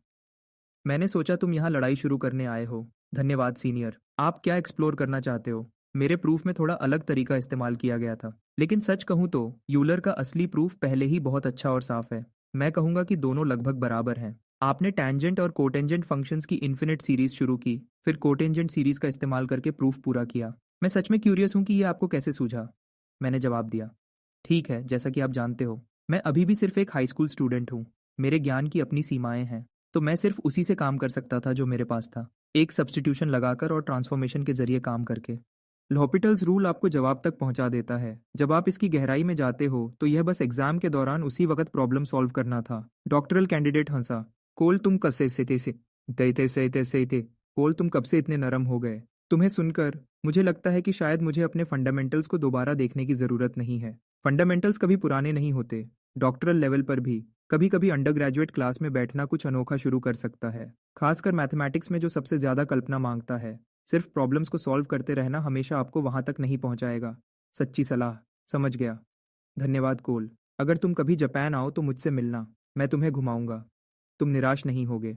मेरी आंखों में कुछ चमका। जापान के एंटरटेनमेंट डिस्ट्रिक्ट्स, मैंने सुना है कि वह बहुत से मर्दों की बकेट लिस्ट में होते हैं। मैं सोच रहा हूँ कि क्या हमारे डॉक्टरल दोस्त के इस डिपार्टमेंट में कोई कनेक्शन है। अच्छा, मैं अब आपका और वक्त नहीं लूंगा।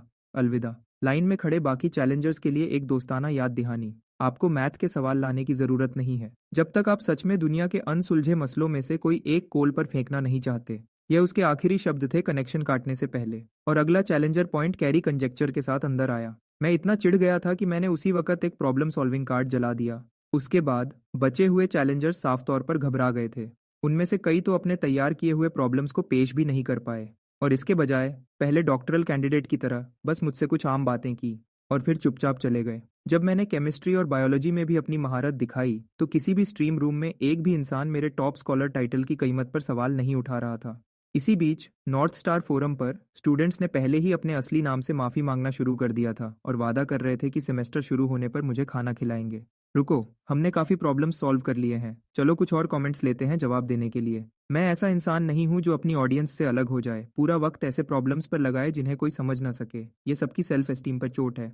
माफ़ करना, मुझे सब समझ आया, मैंने तो इसे खुद सॉल्व किया। स्ट्रीमर्स को हम पर भरोसा नहीं है। अगर तुम इतने ही महान हो तो निंगन आओ, हम तुम्हें तुम्हारी जिंदगी का सबसे अच्छा स्पाइसी हॉटपॉट खिलाएंगे। स्ट्रीम को सवालों और नकली गुस्से से भरते देखकर मैं सच में खुश हुआ। आम लोग हमेशा उन्हें ज्यादा एंटरटेनिंग होते हैं जिन्हें जीनियस कहा जाता है। Streamer streamer startled wild geese rise but cannot form their letters के बाद अगली लाइन क्या है? सर्च करना मना है। मैं इसे देखकर लगभग हंस पड़ा। क्या ह्यूमैनिटीज के स्टूडेंट्स बगावत कर रहे थे? अगली लाइन है, इस पल गिरे हुए पत्ते पतझड़ के ज्ञान से नशे में हैं। यह हुआंग तिंगजियन की एक कविता से है। बिल्कुल, ये फ्रेज एक पत्ता पतझड़ की खबर देता है, असल में हुआनंजी से आता है। हुआंग तिंगजियन उस पुराने रेफरेंस का इस्तेमाल कर रहे हैं, मैंने जवाब दिया। ये कितनी मुश्किल कविता है, उसे ये कैसे पता है? वह ह्यूमैनिटीज में भी स्ट्रांग है। ये बंदा सच में सब कुछ जानता है। वह लानती, वह अब से ऑफिशियली मेरा आइडल है। मैंने आगे कहा, मैं लैंग्वेज आर्ट्स में खस स्ट्रांग नहीं हूँ, लेकिन क्लासिकल पोएट्री के बारे में मुझे थोड़ा बहुत पता है। आखिर मैंने अपनी जिंदगी में हजारों लव लेटर्स लिखे हैं। स्टेला और आइरिस साथ में स्ट्रीम देख रही थी। जैसे ही स्टेला ने यह सुना उसका चेहरा पीला पड़ गया। हजारों लव लेटर्स, और उसे एक भी नहीं मिला था। आइरिस का हाल भी कुछ खास अच्छा नहीं था, तो वह भी हजारों में से एक थी, और उसने तो इस बात पर अपने दिल को थोड़ी देर के लिए खुश होने भी दिया था। आइरिस, क्या कोल सच में एक प्लेयर है? स्टेला ने पूछा। आइरिस चुप हो गई। क्या यह पूछने की जरूरत थी, लेकिन उसने फिर भी अपनी दोस्त के लिए पूरी कोशिश की। तुम जानती हो कोल कैसे बात करता है? वह बस दिखावा कर रहा है। हजारों लव लेटर्स, अगर वह हर दिन एक लिखता तो उसको सालों लग जाते। ये हो नहीं सकता। सही कहा, स्टेला ने सर हिलाया। सच कहूं तो मुझे पता ही नहीं था कि वह इतना अच्छा है। मैं उनमें से एक भी सवाल हल नहीं कर पाई और उसने हर एक का जवाब दिया, और मैं यहाँ उसे कई दिनों तक पढ़ा रही थी। मैं शर्म से मर सकती हूँ। इस तरह देखो, उसके पास पहले से ही यूनिवर्सिटी लेवल का ज्ञान है, और वह वहाँ सब्र से बैठा तुम्हें हाई स्कूल का मटेरियल समझाते हुए सुन रहा था। यह बताता है कि वह कितनी परवाह करता है। आइरिस को पता ही नहीं चला कि वह मेरी तरफ से सफाई कैसे देने लगी, लेकिन स्टेला का चेहरा खुशी से खिल उठा। क्या सच में ऐसा ही था? उसने उन 2 हफ्तों को याद किया जो मेरे साथ बिताए थे, और उसे बस मिठास महसूस हुई मुझे स्क्रीन पर देखते हुए। उसकी आंखों से तो जैसे यह छलक रहा था। वह कमाल का है। मैं सोचती हूँ उसके लव लेटर्स में क्या लिखा होता होगा। मैंने स्टेशन का प्रॉम्प्ट्स देने का इंतजार करना छोड़ दिया और खुद ही कमेंट्स के साथ बातें करने लगा। हाँ, मैंने अभी थोड़ा ज़्यादा बोल दिया होगा। मेरी अट्रैक्टिवनेस के लेवल पर लोग मेरे पीछे आते हैं, मैं उनके पीछे नहीं। जिस लड़की को मुझसे लव लेटर मिलता है वो कोई आम इंसान नहीं होती। बताओ बताओ, किन लड़कियों को सच में मिला है? रोमांटिक गॉसिप हमेशा सबसे दिलचस्प कंटेंट होता था, प्लीडिंग से भरी स्क्रीन देखकर। मैं उन्हें निराश नहीं करने वाला था। ये तब की बात है जब मैंने मिडिल स्कूल शुरू किया था। कुछ ऐसा जो मुझे ठीक से पता नहीं था कि क्या है उसकी पहली हलचल। मुझे बस इतना पता था, अगर मैं किसी ऐसी लड़की को जीत सकता हूँ जिसे कोई और नहीं जीत सकता, तो क्या यह साबित नहीं करेगा कि मैं कुछ खास हूँ? तो मैंने अपनी चाल चली। और क्या हुआ? क्या वह स्कूल की ब्यूटी क्वीन थी? स्कूल ब्यूटी क्वीन, तुम मुझे सच में कम समझ रही हो। पूरे टीएन हाई में मैं कॉन्फिडेंस से कह सकता हूँ कोई लड़की उससे ज्यादा खूबसूरत नहीं थी, और किसी की भी उससे ज्यादा प्रेजेंस नहीं थी। तो क्या तुमने उसे जीत लिया? मैंने अपने होंठों को मुस्कुराहट में मोड़ दिया, बिल्कुल शांत रहते हुए, और पूरे कॉन्फिडेंस से आगे बढ़ा। मैं 12 साल का था। एक लाइन, साफ पानी से निकलता कमल, खूबसूरत, बिना किसी सजावट के, और वह पूरी तरह से बेचारी उसमें खो गई। ऐसा हो ही नहीं सकता। सच में वह बस ऐसे ही काम कर गया। क्या क्लासिकल पोएट्री सच में इतनी पावरफुल होती है? तुम झूठ बोल रहे हो। मैंने बिल्कुल वही लाइन ट्राई की थी और कुछ नहीं मिला। तुम समझते नहीं हो। मैंने एक कैरेक्टर बदल दिया था। मैंने उसका नाम उस लाइन के अंदर ही छुपा दिया था, उसे उसके अपने नाम का मतलब दिखाते हुए। मेरे जैसे अटेंटिव, टैलेंटेड और अच्छे दिखने वाले के साथ वह कैसे मना कर सकती थी? मैं सच में टीएन हाई से हूँ, हम एक ही मिडिल स्कूल में भी थे। कोल, क्या तुम आइरिस लिन की बात कर रहे हो? मैं भी टीएनआई नंबर 1 में गया था। जैसा मुझे याद है, आइरिस लिन ने मिडिल स्कूल में कभी किसी को डेट नहीं किया। वह पढ़ाई में डूब गई थी और थोड़े टाइम बाद मुश्किल से दिखती थी। कमेंट्स को चीज़ें जोड़ते हुए देखकर मैं जानता था कि मैं पकड़ा जाने वाला हूँ। मैंने जल्दी से टियनहाई टीवी के क्यू से अगला कमेंट उठाया। वह सब अब पुरानी बात हो गई है। जवानी के एहसास हवा की तरह उड़ जाते हैं। चलो देखते हैं स्ट्रीम में हमारे लिए और क्या दिलचस्प सवाल हैं। वापस स्टेला के घर पर स्टेला ने आइरिस की तरफ देखा। उसकी आंखों में पूरा कन्फ्यूजन था। आइरिस, तुम और कोल मिडिल स्कूल में एक दूसरे को पसंद करते थे?